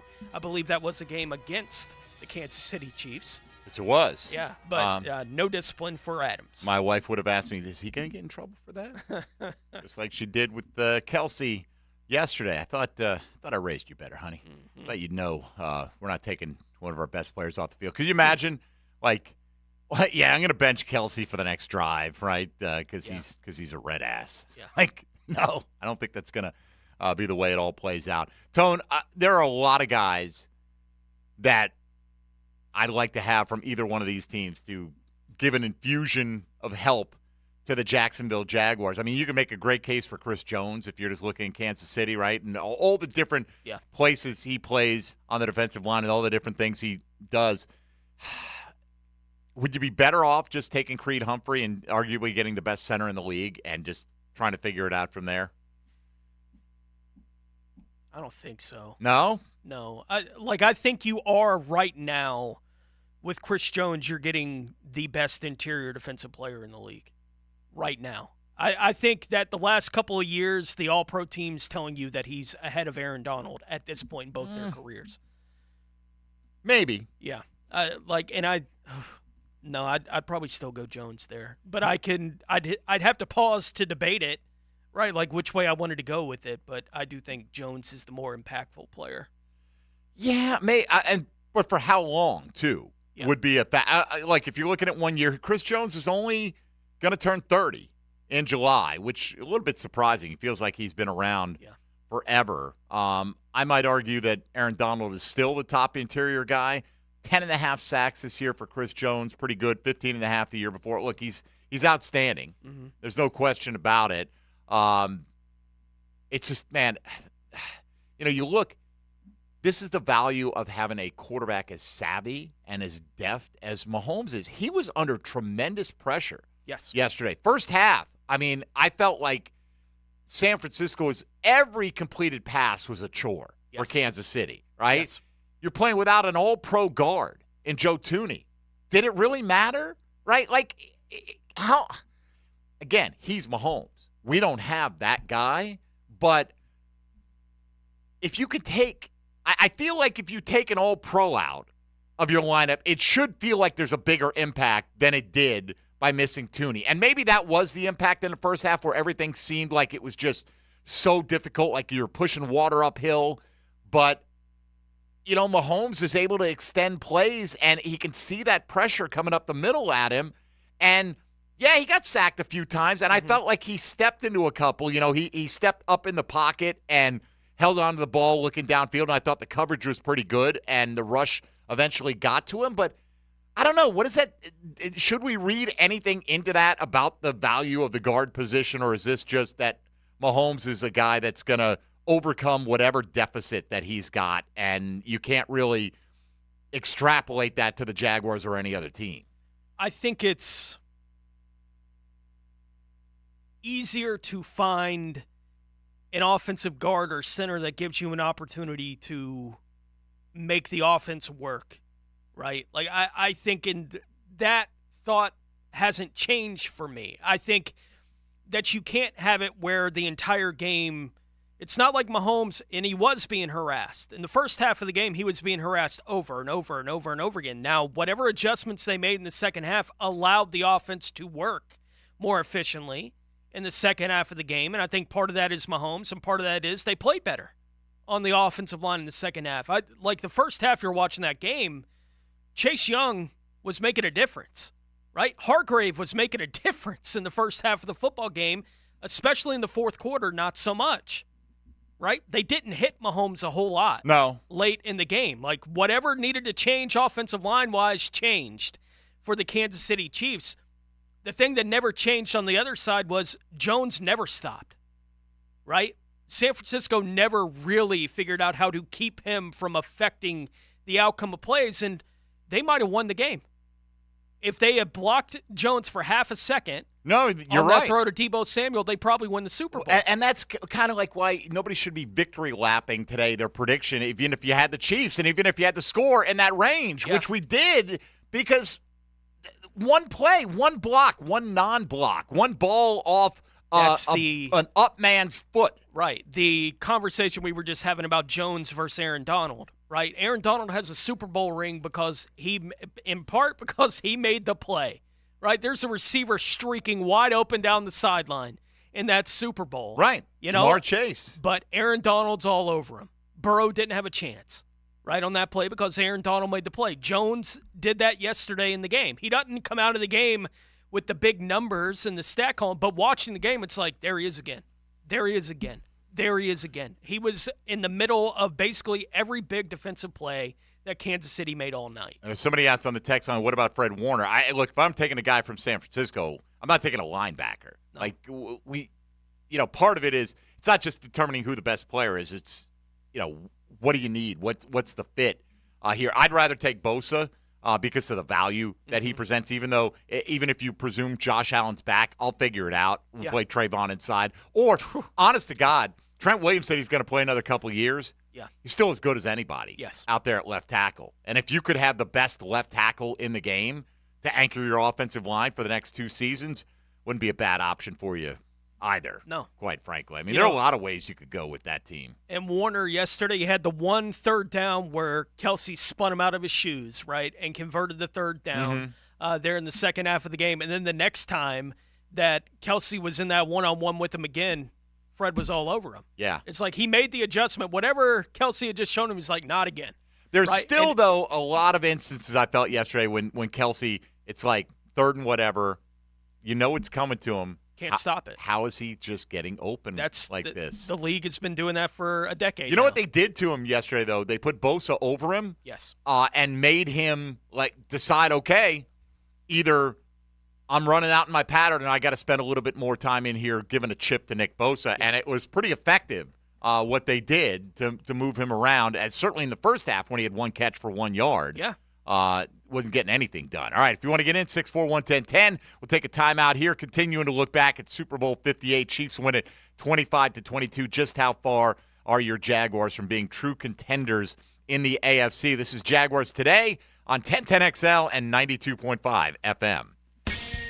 Hey, folks, Mike Dempsey here for Dandy Foods. Breakfast starts your day off right. Monday starts your week off, and Dandy starts off your mealtime anytime you swing into a gate station and head to the fresh case, whether it's breakfast, lunch, you're just looking for a snack as you're driving around Duval with all your list of honeydews, whatever the occasion. If you got a little rumbling in your belly, swing into gate, head to the fresh case, maybe fill up on some gas, but definitely fill up on some dandy goodies out there, whether it's the wide variety of breakfast items that they have. Of course, the classic line of sandwiches and subs. They're always tinkering with that, adding new items to the menu as well, or some of the lighter fare that they have, like fruit cups and veggie trays, gourmet salads. They got a little something for everybody, even easy to protein packs for on-the-go consumption to give you that energy you need to get yourself through the rest of the day. Swing into an area gate station, head to the fresh case, and look for the Dandy and Anytime Deli labels and know you're getting quality. When you're hungry, do what I do. Go out and make yours a Dandy, and do it today.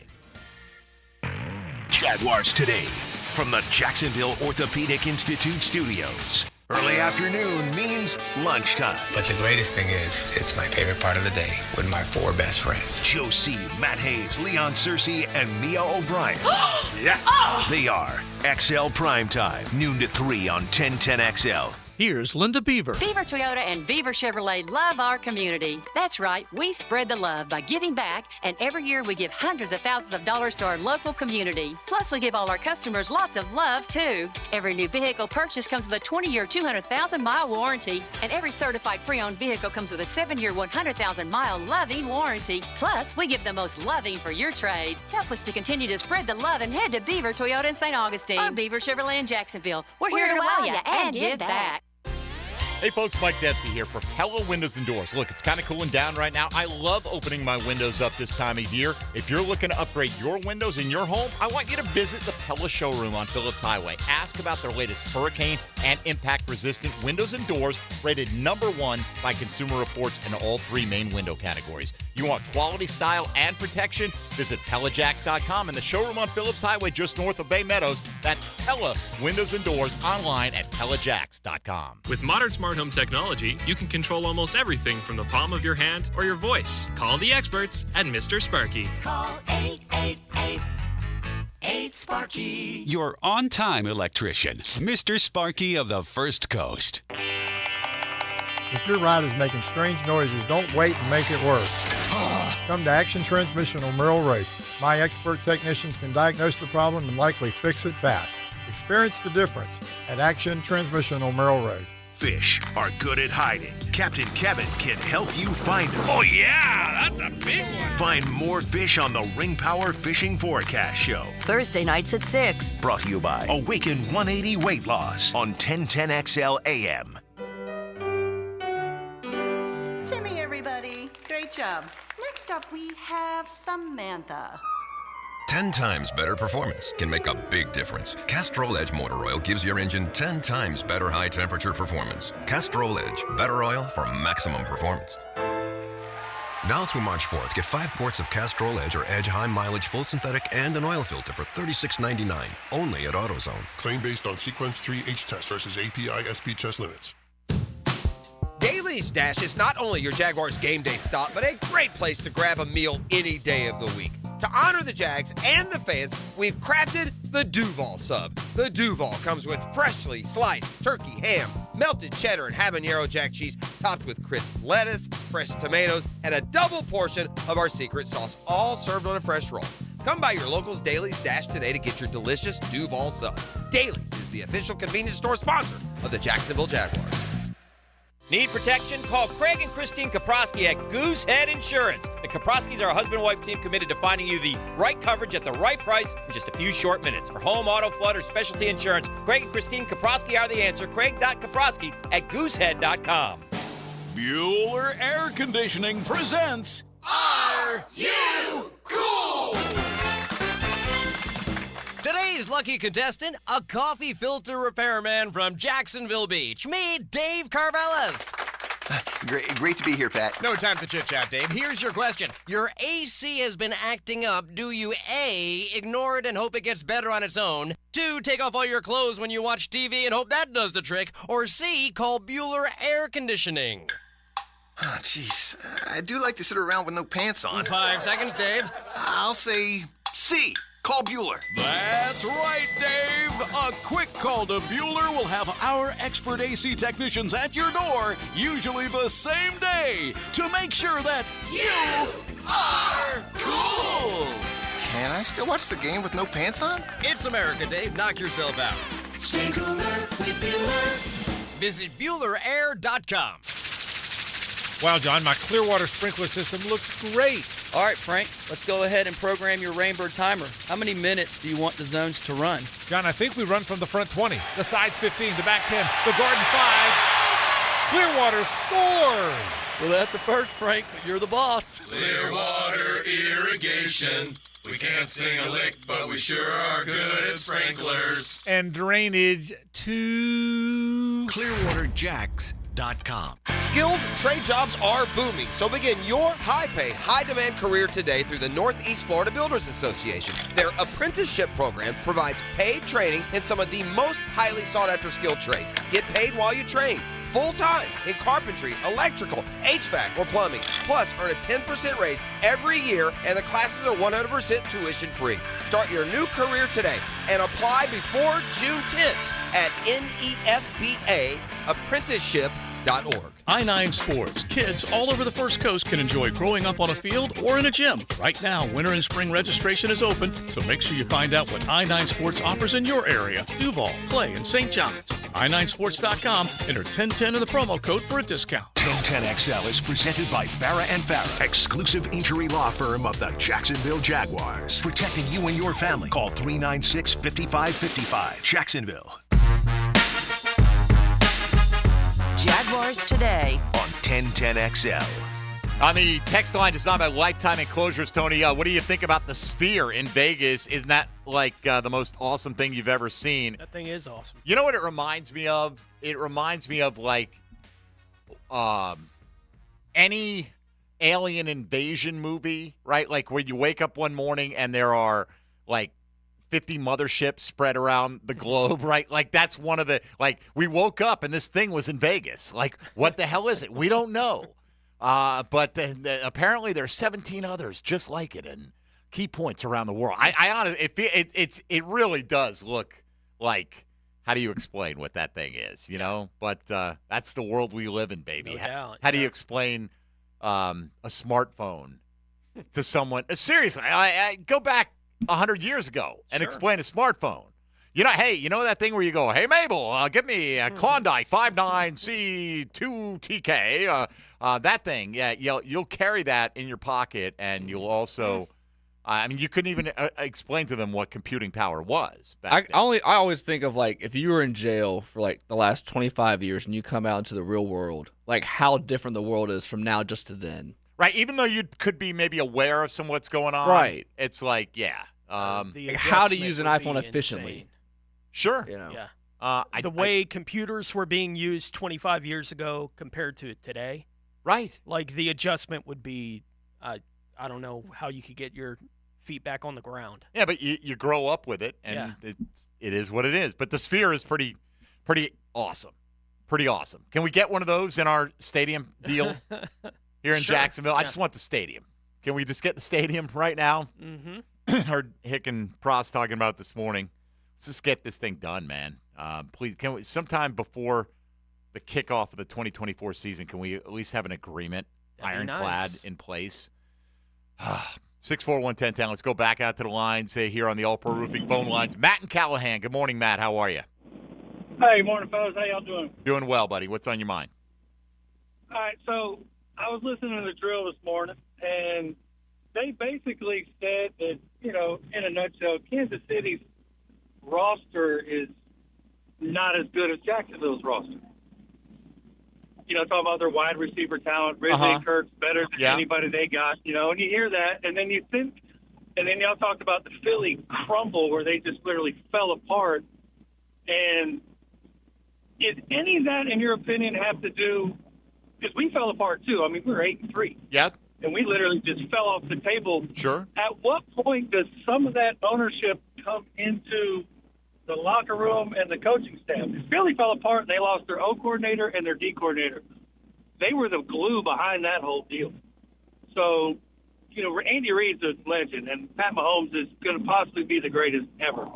But, you know, we don't have that right now. But at what point do we kind of look at some of that as, what are y'all doing behind the doors that we don't get to see that's possibly a factor in all this? Because we got talent here in Jacksonville. All right. Guys that are just good to some of these guys. You know what I mean? I appreciate it, Matt. Let's discuss this a little bit. Hey, I did think when I heard about the Kelce speech, I'm not the big rah-rah, got to throw a speech out there guy necessarily, right? But certainly these guys were affected by it. I think there are moments. Like, you don't want to – it's week 7 of the regular season, Tony. It's not speech time, right? The night before the Super Bowl, you're going to empty the tank. And Andy Reid asked Mahomes, Chris Jones, and Kelce to get up there and talk. And they said that Travis Kelce was so raw, so emotional, so, like, they were ready to play right there in that moment. It was the greatest thing that I ever heard. And I started thinking, who is the guy that can bring that out amongst each other? And, you know, you can have coaches tell you, you can have a lot of things. When one of your own, and he has that gravitas of being one of the best players to ever play his position. Now, Travis Kelce's a fun-loving guy. He's not like Mr. Serious all the time. But, like, look, who is that guy amongst the players on this roster that can demand excellence from everybody else? I'm not sure who that is, quite frankly, because they don't have a lot of guys with that kind of track record of success. I don't know if Travis Kelce 5 years ago could have done what Travis Kelce did, apparently, on Saturday night.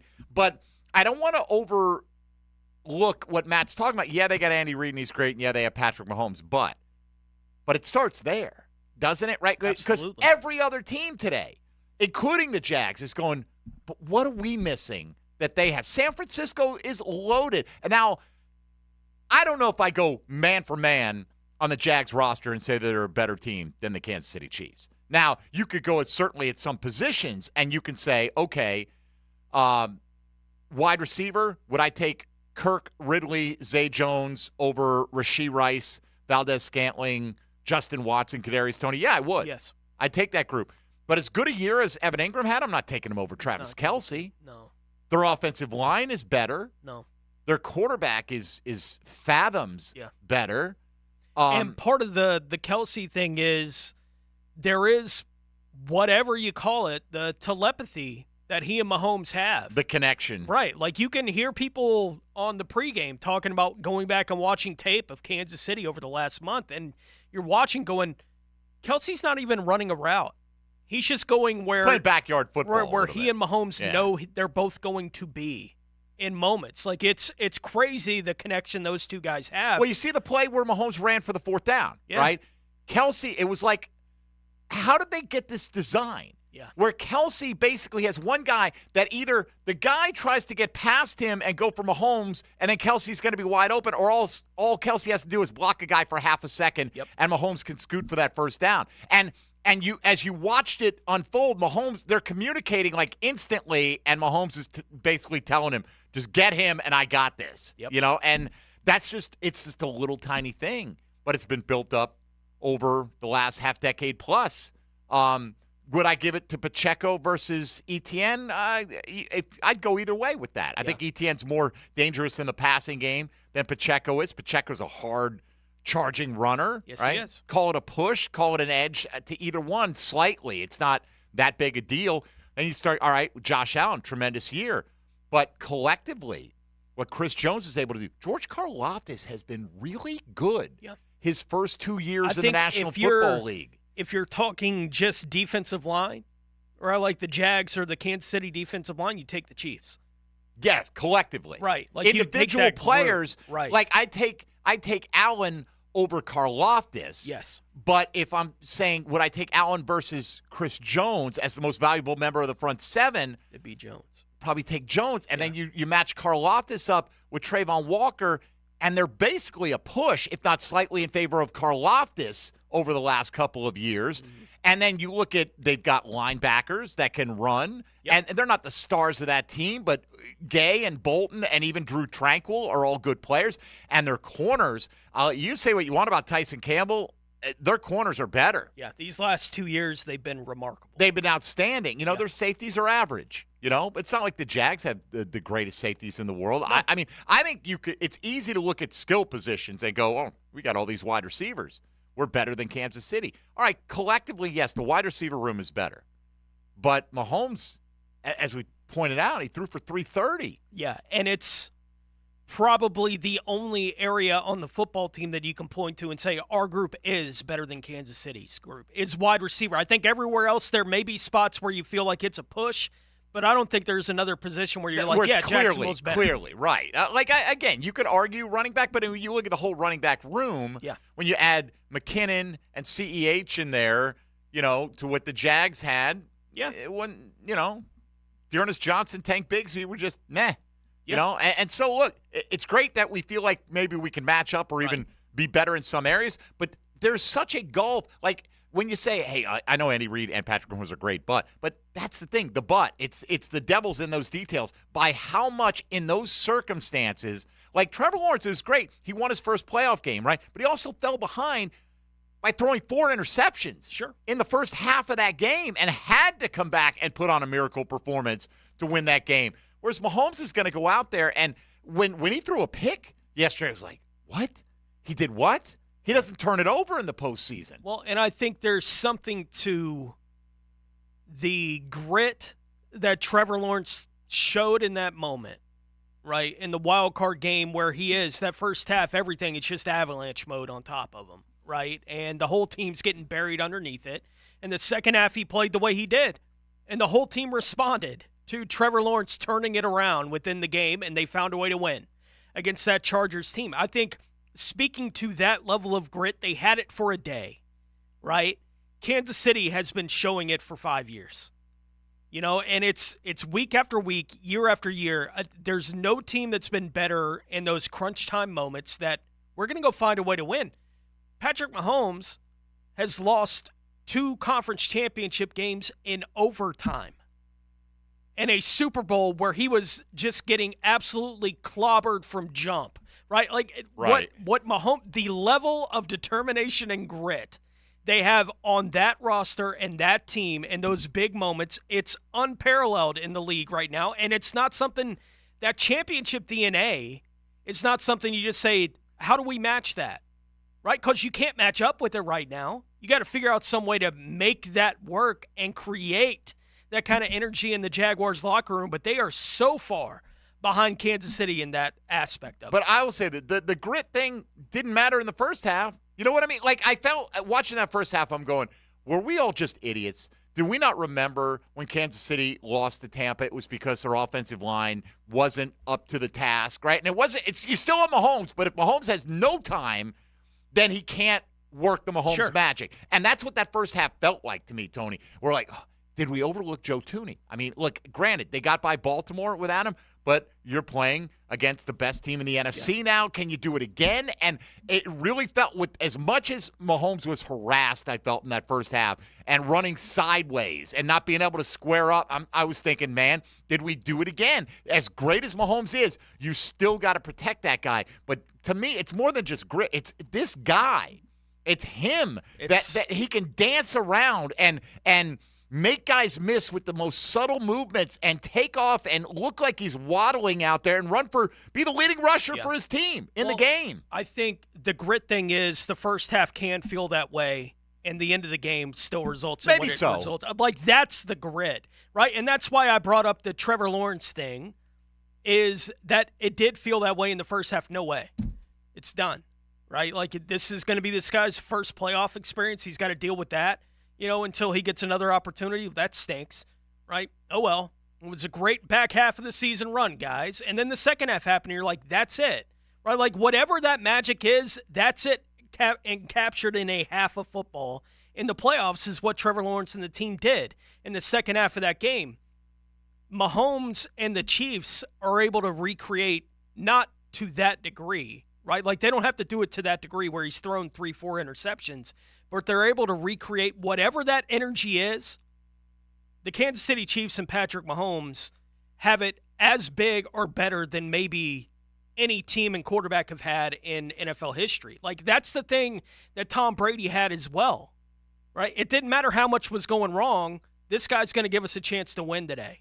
And he did it every January and February. This guy's going to give us a chance to win today. And he did it over and over, even in games where you're like, they're getting him today. I don't know how many Super Bowls we saw with Tom Brady. They're getting him today. And then second half, you're like, dang it. There he goes. You got to bury him when you get the chance. Yeah. Right? Like, and that's the thing, right? It's like you can't feel comfortable unless, you're up multiple scores with under a couple minutes left and the clock's just working in your favor at that point in time. And look, they've had their issues at times this year. Yeah.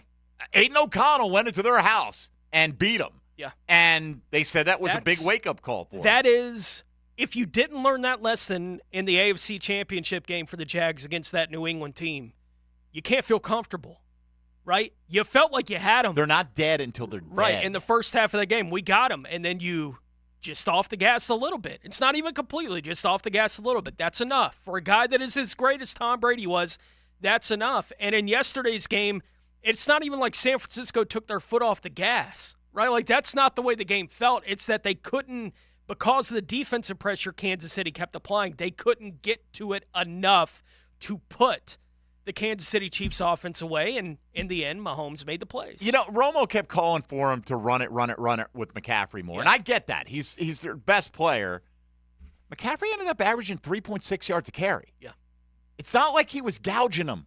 Now, he had some good runs, but then you forget, wow, they stuffed him for no gain on a lot of runs for him to only average 3.6. He only had a long run of 11 yards, and that was one of his first runs of the game. Yeah. So, now I, too, felt like if you ran McCaffrey 3 times, you'd probably get you a first down on most of these drives, right? Or maybe, unless I get in, third and 4 or 5. Well, they had to begin the second half, they had the 3 series, 3 and out.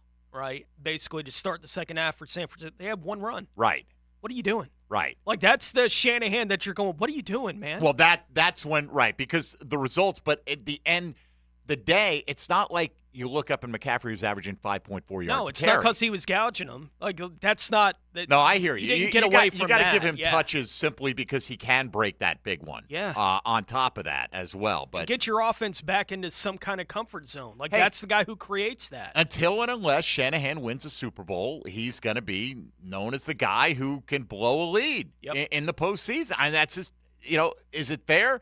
He's a very accomplished coach. He's been a head coach or an offensive coordinator on 3 Super Bowls and has had double-digit leads in all of them. He's among the handful of the best head coaches in the league right now, but he's never going to be called the best in the league or anywhere near it because of these moments. Not for now. Not until this becomes like a string of successes. Yeah. Like, you can overcome it, but everyone you lose in that similar fashion makes that hole that much deeper to dig out of right now. Yep. Can you really dig out of a hole is a good question as well. All right, let's come back and preview who we think might be the matchup for Super Bowl 59. It's your Chad and Sandy real estate question of the day today. Still time for you to get in, but XL Primetime coming up at the top of the hour. Keep it right here on 1010XL and 92.5 FM.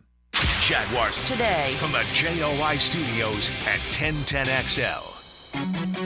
Hi there, I'm Steve Spurrier on 10XL, 92.5 FM. 1010XL. Prosser here. Have you tried selling your home and it just wouldn't go? Have you thought about selling your home but thought the problems were too much? Let me give you your solution. It's chadandsandy.com. How's this for a promise? All right? This is a promise. Your home sold, guaranteed, or they will buy it. Chad and Sandy have the solution for your problems. In fact, they have the promises. So don't worry about required costly repairs. Nope. Pick your move date. Yes, you can. There are no long-term contracts, and you can cancel at any time. So many satisfied customers out there. How about Lee and Shelley in Deerwood? We heard Chad and Sandy on the radio and called because we needed a miracle. We had to move my mom to assisted living and needed money ASAP to pay for it, but Mom's Condo Association was under litigation, which limited the sale to cash buyers only. Chad and Sandy went to work. They had our money 15 days later. Truly a miracle. Call the agents we trust and recommend. Call Chad and Sandy today at 904-414-6200 or go to chadandsandy.com. Dave Binion here with my son Ammon, who is the air duct cleaning manager at Zero Res. So Ammon, you may notice a little rattle in my voice and some puffiness in my eyes. That's because allergy season is coming on. Can Zero Res help? Yes, your health has a lot to do with the air you breathe. A clean and healthy home begins with clean air. At Zero Res, we can help clean the air in your home by cleaning your air ducts, cleaning the coils in your HVAC units, and fogging the system with a powerful antimicrobial that helps kill and control the growth of microorganisms in your air. We also have options for maintaining your clean air with our excellent inline air purifier and UV lights that will help keep your system clean and healthy. At Zero Res, we are more than just air duct cleaners. We're a clean air specialist. So, what deals do you have this month? Right now, get $100 off your air duct cleaning, and while we're at it, we'll give you $50 off your dryer vent cleaning. Zero Res. Spelled forward or backwards, it's the right way to clean. CEROREC. Zero Res. Toilet or shower not draining? Water bill high? So many issues you want to cry? Call Mr. Rooter of Jacksonville. Have your number 2 business serviced by your number 1 plumber. Let us do your dirty work. Call us today. Mr. Rooter. Chose C for CSS Fireplaces and Outdoor Living. They can transform your backyard with fire pits, pergolas, screen enclosures, and outdoor kitchens. And CSS handles the entire project from start to finish. You dream it, they build it. CSSOutdoor.com. He'll satisfy your hunger for a good football story. I'm former Pro Bowl offensive lineman Leon Searcy. Listen for my stories doing Lunch with Leon. Brought to you by the Sausage Dudes. Sausage with a purpose. Lunch with Leon. Weekdays on 1010XL. Get ready for the Players' Championship, March 12th through 17th at TPC Sawgrass. Don't miss your chance to watch the PGA Tour's best compete to etch their name in history while enjoying a vibrant social scene.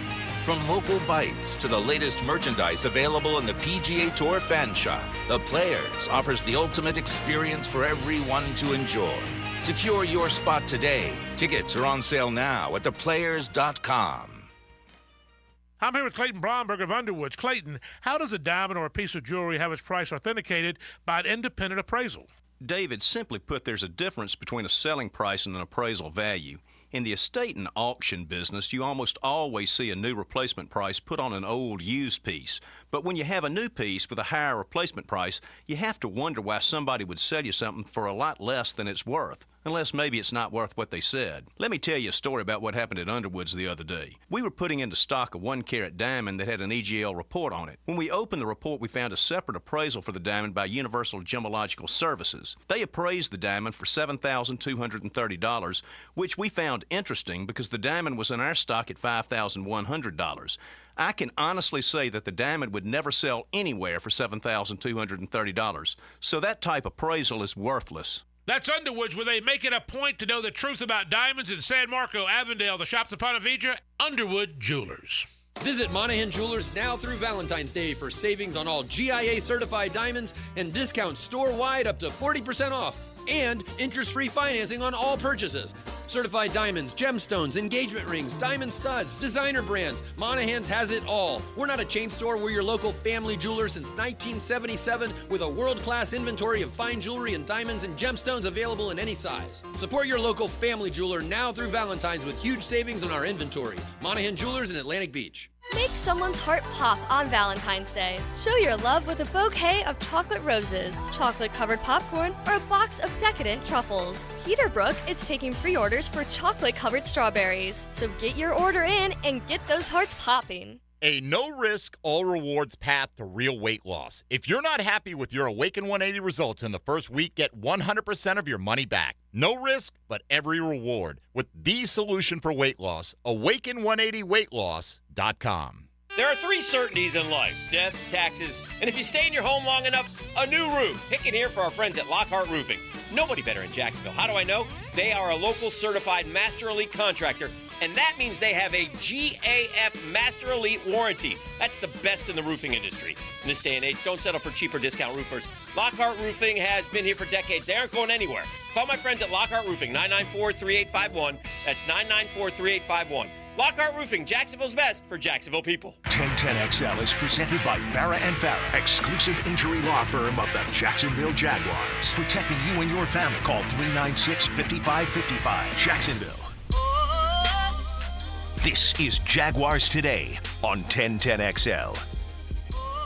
All right, Mike Dempsey, Tony Smith, Dylan Denmark down the stretch right here on Jaguars Today, post Super Bowl 58 on the on the YouTube chat, Tony. If San Fran had won the game, I think former Jag Chris Connolly would have been MVP. He was an interesting player, made some nice plays on special teams, had a big catch and all that. I think the debate would have clearly been CMC versus Jawan Jennings, who wins MVP there. McCaffrey had 160 total yards and a touchdown, but Jennings threw for a touchdown and caught a touchdown as well. I think McCaffrey probably would have won it, but I probably would have voted for Jennings. I thought he kind of stood out yesterday, but it doesn't really matter. I mean, I think Mahomes was the clear, easy choice the way it played out. You know, I thought one of the fun bets was Pacheco, who started out at 35-1 and got bet down to like 25-1 by the time it was all said and done. And I still thought those were pretty decent odds because there was if you felt like Mahomes might not put up big numbers, and based on the first half, looked like that might be the case. If Pacheco had scored a couple of touchdowns, could have been a different story. Of course, he and McCaffrey both lost the fumble when their teams looked like they're in position. That McCaffrey, boy, the Pacheco one was devastating because you're fighting uphill the whole first half. Mm-hmm. But I wonder if the McCaffrey one wasn't bigger, Tone, because, at a certain point, you can only come back from so big a deficit, right? And if San Fran is able to go up, let's say 17-0, yeah, do they hang on and win that football game? Who's to say, right? You don't know, yeah. Casey knows what they need at that point in time. All right, Pockets, let's fire up today's 10-10 take. 10-10 take. Now, Mike Dempsey's 10-10 take. Brought to you by Leonard Truck Accessories. All right, a lot of Chiefs-Niners being selected today. We're asking you today which 2 teams do you think will meet in next February for Super Bowl 59 in New Orleans. Getting a lot of running it back. Chiefs versus whomever. Getting a lot of Detroit, getting a lot of the Ravens, getting a lot of Detroit versus the Ravens in there as well. I got a lot of the Packers. I got Bengals, Packers here, Chiefs, Packers. There's a decent amount going with the Jags. Jags, Packers, Jags, Cowboys, Jags, Lions. Seeing all those out there. Jags, 49ers.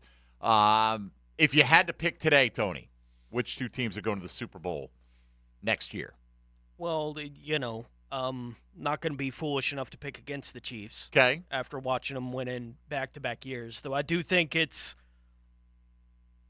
there are more teams that could take them out in the AFC than certainly whatever the top teams in the NFC are going to wind up being. Because I do think, even if I don't think that Buffalo is necessarily a team that I expect to win a Super Bowl at this point, right? But I think they're going to be competing for one. What do the Bengals look like with Burrow back?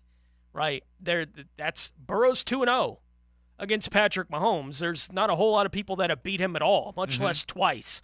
Right, so I do think that's interesting. But I would still go with the Chiefs in the AFC. The NFC, I tend to default to there is a hangover for losing a Super Bowl, which for me pulls San Francisco out of it as far as who I think will be back in it. But then what do you do, right, in the NFC? I'm not picking Dallas. Now, with their playoff track record, right, to go to a Super Bowl. So the options become Philadelphia on a bounce back, Detroit taking one more step, basically, and do you think Green Bay is ready to take that step? And if I had to choose one, I'd probably choose Green Bay. Okay. At this point. I would go, I think if my life depended on it, I'd pick KC, right? But if you're betting, there's a lot of factors that go into it, right? You're trying to get it right, but you're also trying to, play the odds a little bit, maybe get the biggest payoff. If I'm betting this, I'm probably betting like Cincinnati, Detroit, something like that. For that reason you said, we don't know if Mahomes gets by a healthy Burrow, right? He is one of the few guys that's had the head-to-head success against them. They're both plus 1,200. Here are the odds, by the way, for the Super Bowl next year. San Fran's at plus 550. Now, I think that's reflective of, like you said, if not them, who? There are fewer teams I could envision. Right now in the AFC, I could envision Buffalo beating Kansas City. Would I pick it? No, but is it out of the realm of possibility? No. I don't think it is. Could Baltimore do it? Yeah. Could Cleveland do it? Yeah. Could a lot of teams? I think there are a lot more teams that would give them that kind of puncher's chance, including teams in the AFC South. By the way, Houston better odds to win the Super Bowl than Jacksonville. You got San Fran at plus 550, plus 650 for Kansas City, so 6.5 to 1. The Ravens are at plus 900. The Bills at plus 950. Then you got Detroit and Cincinnati at plus 1,200. Then it drops down to Miami. I don't have any confidence in Miami being a legit contender. I mean, I think they're, again, a good team, a talented team. They're probably a playoff team, certainly a playoff contender. Do they have championship DNA? I haven't seen it yet. Keep in mind, the Chiefs shut down that offense, held them to 7 when it mattered most. The Eagles and the Packers and the Cowboys all at plus 2,000, and then you get the Texans. Yeah. The Texans plus 2,200. Yeah, I'm looking at Mahomes, by the way, just in his career. There are 5 teams in the league that have beaten Mahomes twice in his career to this point. The Bengals, he's 0-2 against the Bengals. Just beating him twice. Right? He's 2-2 against the Bengals, but he's 0-2 against Burrow. He's 0-2 against the Colts in his career. He's 10-2 against the Raiders, but they're one of the 5 teams that have beaten him twice. He's 8-2 against the Chargers and 1-2 against the Titans. That's the list. So Denver's only beaten him once, I'm guessing. Yes.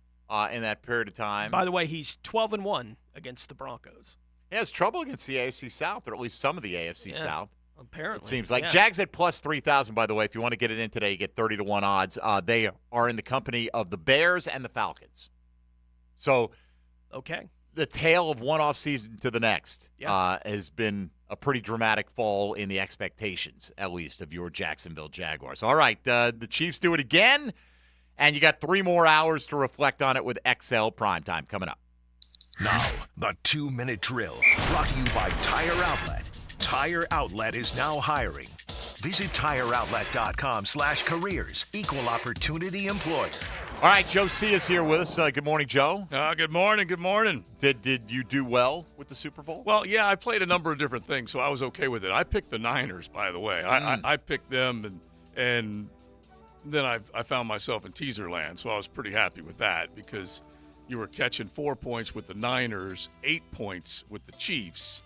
And then obviously the over needed to hit. You were teasing that down, which anyway, everything worked out, but there was some anxious moments for sure. I thought San Francisco obviously had a chance to win. Oh, sure they did. The way they put pressure on Mahomes early in the game, somehow or another, the line for Kansas City was able to button that up in the second half. But yeah, I thought that was going to be the theme. I really did. That it was going to leave Mahomes just constantly being forced into making a decision. And he made a poor one when he threw the pick. But anyway, it was. He made a couple of poor decisions in the game. Got away with 1 or 2, but I mean, that's part of it too. He's not perfect. No, right? No, but he makes it seem like he's perfect. Well, he makes enough, even when you've got seemingly the advantage. And I'm watching that game, and I was just telling Tony, I felt like, are we all this stupid? Like the last time Kansas City lost the Super Bowl, it's because they couldn't protect him. In the whole first half, he is under duress the whole half. But then it's not like they all of a sudden found a healthy Joe Thuney and stuck him in there. Mahomes just starts dancing around, extending plays, and Joey threw for 330, and outside of Kelsey, Who is he throwing to in this game? Where did it come from? A little from Watson, a little from Bell, and a little Conley. from McKinnon, a little from all these different guys they spread it around Well, to. it's so funny because I was expecting Justin Watson to step back up. He had a chance. He had a few plays. Yeah, but had another big drop. But anyway, Valdez a little Scantling behind him on that one, wasn't it? It was. Yeah. It was. But still, you know how that goes. Yeah, I hear you. You got to make that catch. But anyway, Valdez Scantling definitely stepped up as you look at the postseason performance from him. And then also, Mahomes ran the ball more from Buffalo on. If you think about the yardage that he created on the ground, basically took over the game when he needed to. He did. And here's the thing, too. Joe, look, Mecole Hardman wasn't good enough for the Jets. Mm-hmm. Yeah. They just cut him loose. They're like he's not good. He can't get on the field. Yeah. He won the Super Bowl. He had the game-winning play. You could put that same crew, including Kelsey, here in Jacksonville. We're not throwing for 330. We're not doing that, right? Like it's still the gulf between Patrick Mahomes and Trevor Lawrence as far as what this franchise needs to get over. Yeah. You know, well, he's the classic guy.